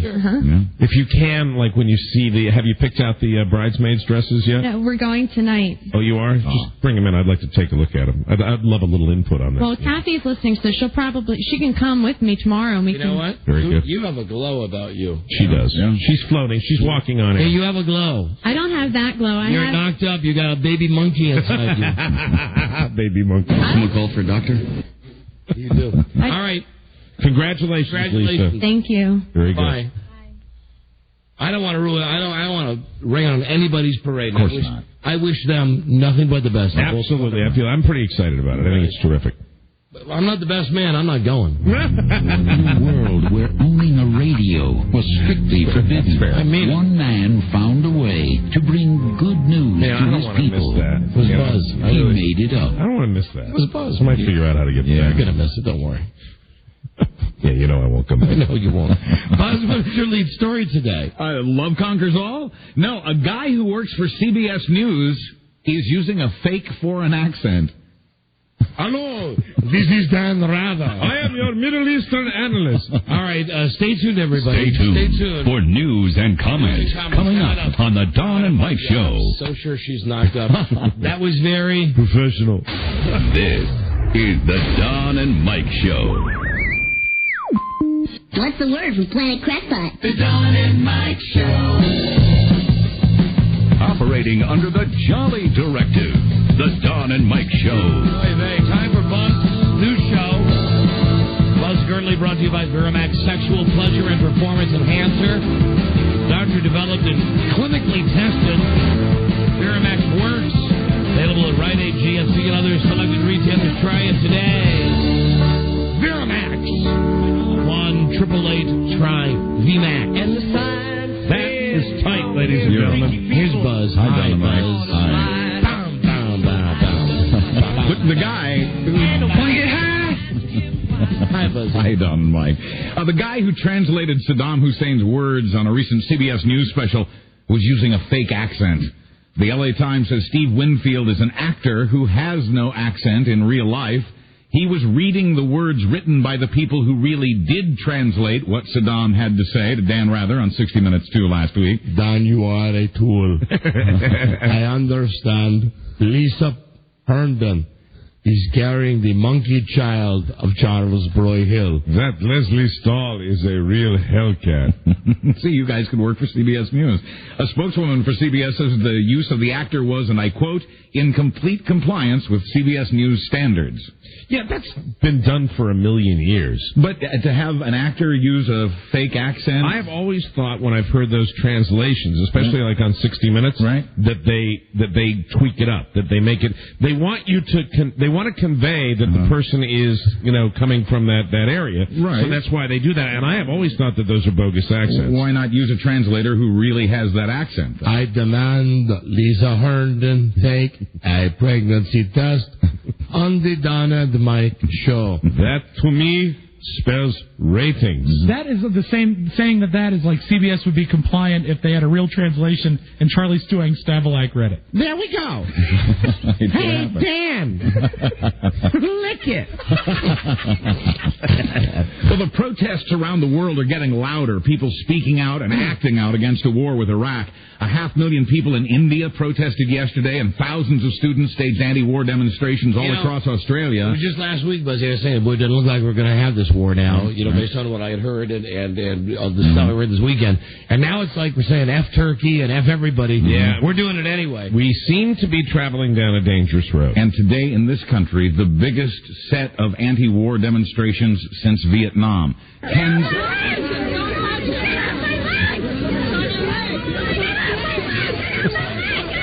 There may have been some of that. No, that's just our famous "Get Off My Leg" tape. Hey, hey, ho, ho, homophobia's got to go, hey, hey, ho, ho, homophobia's got to go, hey, hey, ho, ho, homophobia's got to go, hey, hey, hey, hey, get off my leg. Today, tens of thousands of high school and college students all across America walked out of their classes, many of them with the blessings of their teachers and professors, in the biggest anti-war demonstration since Vietnam, coordinated by the distribution of flyers and through the internet and emails as well. Hey, come on, dudes. Get with the program. And maybe these are the kids who are afraid they're going to be sent off and killed in this war. You're lukewarm on it, I can tell. No, I'm not. I'm all for it. Say, hey, dudes, you don't want to get drafted, do what my kid's doing. Get some decent grades, go to college. That's not what it's all about, dude. Sure it is, dude. Dude. And now, Pope John Paul is meeting with President Bush to tell him that the war would be bad for humanity. And nobody's happy about the rising oil and gasoline prices fueled by all the war talk. We happen to have the Pope right here. He's right here. How you doing, JP? Boy, I saw you on the news, and I'm frail, baby. You do not look good. Is that an act when you're acting all frail and shaky and all that? Because you look like you're standing here right now. You look good. You're not even wearing your Pope robes. You're wearing one of those. I got a what do you call a white beater on? Mm-hmm. And over that you got the sweatsuit, that Sean Puffy Combs label. He's the man. Check out the gold chains. Mm-hmm. Let me say, children, children, children. Are you really anti-war, Your Holiness? I am not anti-war. I am not pro-war. What are you? I am concerned about the child with a tail that is growing in the stomach of Lisa Herndon. Your Holiness, I don't know if you heard, Don wants her to take the test on the show. I think Don is a brilliant man, and that is a brilliant idea. Her stream hitting the little thing that makes you the plus or the minus sign. Yes, I understand, Your Holiness. Oh, would I love that. Yes, of course you would. Hey, hey. Ho, ho. Oh, homophobia. Got to go. That's right. There he goes. Word to your mother. Always a pleasure, Your Holiness. Who do you like in the Final Four this year? Final Four, I'll give you my pick right now. Okay, go ahead. Kansas. Kansas? Yeah, that's a good one. It's Kansas all the way. Oh, it's Kansas all the way. You're a Jayhawk. All the way. All right, very good. That's all you need to know, my son. When it comes from you, it's fantastic. I just want to tell you one thing. Yes, Michael, my son.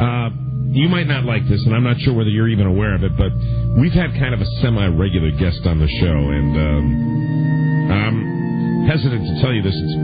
It's the devil. He's been on the show quite a bit lately. He's a good friend of mine. Oh boy, I had no idea. I had no idea.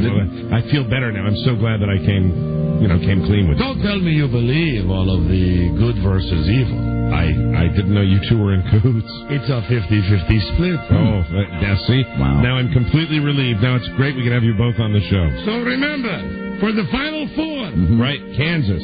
Great band, great school. All we are is dust in the wind. That's right. Forgot you're a big Kansas fan. Carry on, my wayward son. You wrote that. A lot of people don't realize that. I didn't. He did. The other guy did. Yes, the devil? The other guy did. Very good. My good friend, Bouillabé. Yes. Now I'm very uncomfortable. Yeah. The Iraqis, meanwhile, are still destroying missiles they said they didn't have. The Bush administration, meanwhile, is still confident it can get the support of the UN. And the American TV networks are talking about pulling their people out of Baghdad now after being warned by the White House that a U.S. invasion could be just days away. Gosh, I hope Ashley Bancroft is okay. I'm sure she will be. Oh. She's still a POA. Isn't she the one that had to dye her hair when she went over there because they all knew what she looked like? Right. Yep, all of her hair. Oh, no. You bet. Mm-hmm. Despite she actually ran out of dye, so she used a magic marker. Hey, look who dropped in. Oh, my gosh. We were talking about Speak of the devil. How are you? I am the god of hellfire, and I bring you fire. We have fake Satan here. He has dropped in. Yeah. We just had the Pope on the show, Satan. Yeah, he's one of my pawns. Really? Yeah. I didn't know that. Frail old dick. Oh, now he said you guys split everything 50-50. I'm kidding him. Hey, Mike. Yeah, yes, yes, I'm sorry, I almost said Your Holiness. Yes, Lucifer. How'd you like to get laid from Dr. Natasha Terry? Big time. You can make that happen for me, but I know what you want, and I'm not giving it to you. Your soul? I ain't gonna do it. How about those two wonderful children you have? Not a chance. How about your ex-wife's soul? We can talk. You the man. Thank you, buddy. I'll be back on the show later this week, everybody. Thank you. Hey, you want to say go to my website? Satan.com. Prince of Darkness right here, ladies and gentlemen. Thank you. You're beautiful. There he is. You're beautiful. You're wonderful. Look at man. But that's to Michael Hughes. How do you think a dick like that got a high-level position with Infinity Broadcasting? Wow, that's Satan No talk. idea. Oh, and incidentally, nice vote of confidence today, Alan.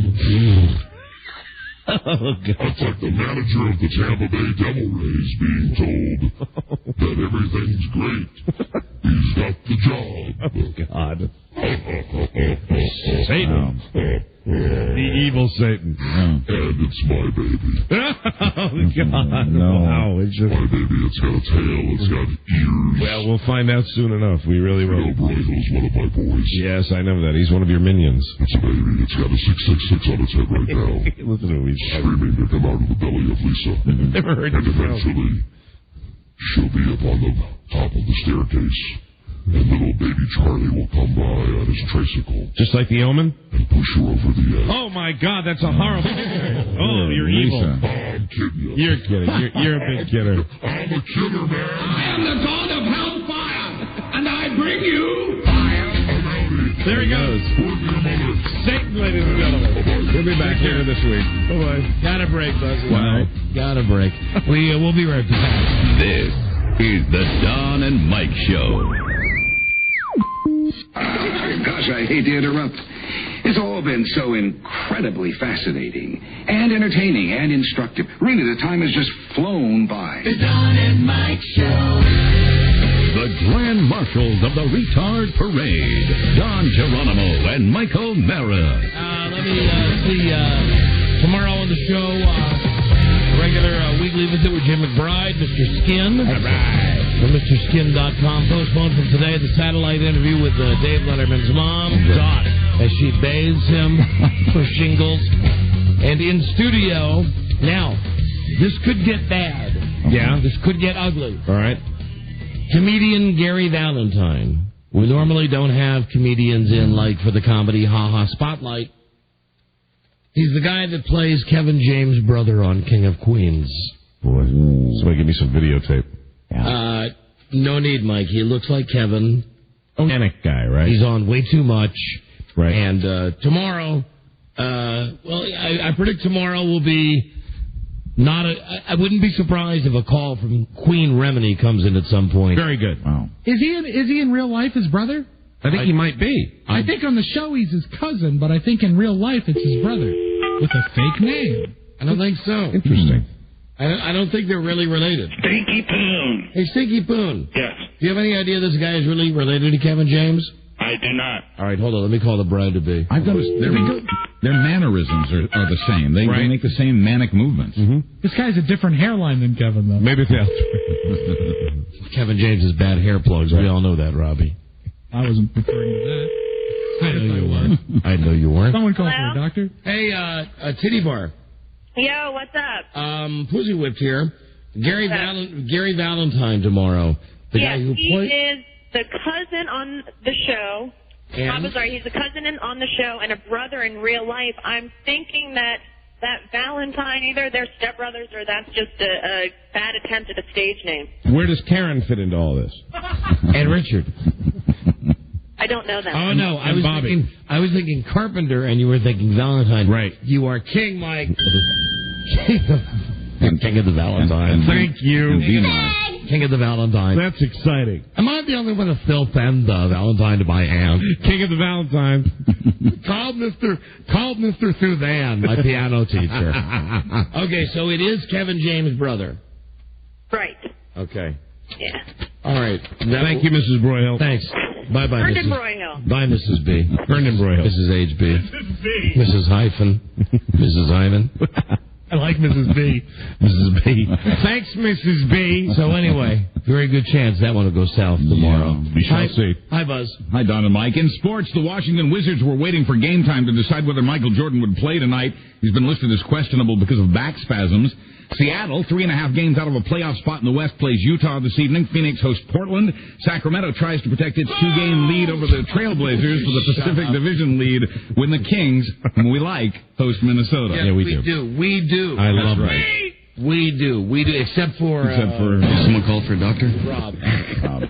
Finally, I was just really doing the Sacramento dance, the anal variety. he was. They have named the nominees for this year's Darwin Awards. The posthumous awards are handed out by a group dedicated to recognizing the people who have, quote, improved our gene pool by removing themselves from it in really stupid ways. Mm-hmm. This used to be like a Liddy's killer bit of the year. Yep. Liddy used to do this. He would devote like an hour of his show to this. Yeah, it's refreshing to hear Buzz do them because Buzz does them better. We're going to Don, you are on the air, sir. We're going to dedicate about another 15 seconds. One of this year's nominees is a Ukrainian man who was blown up when his dog retrieved the hand grenade he had just thrown at the police.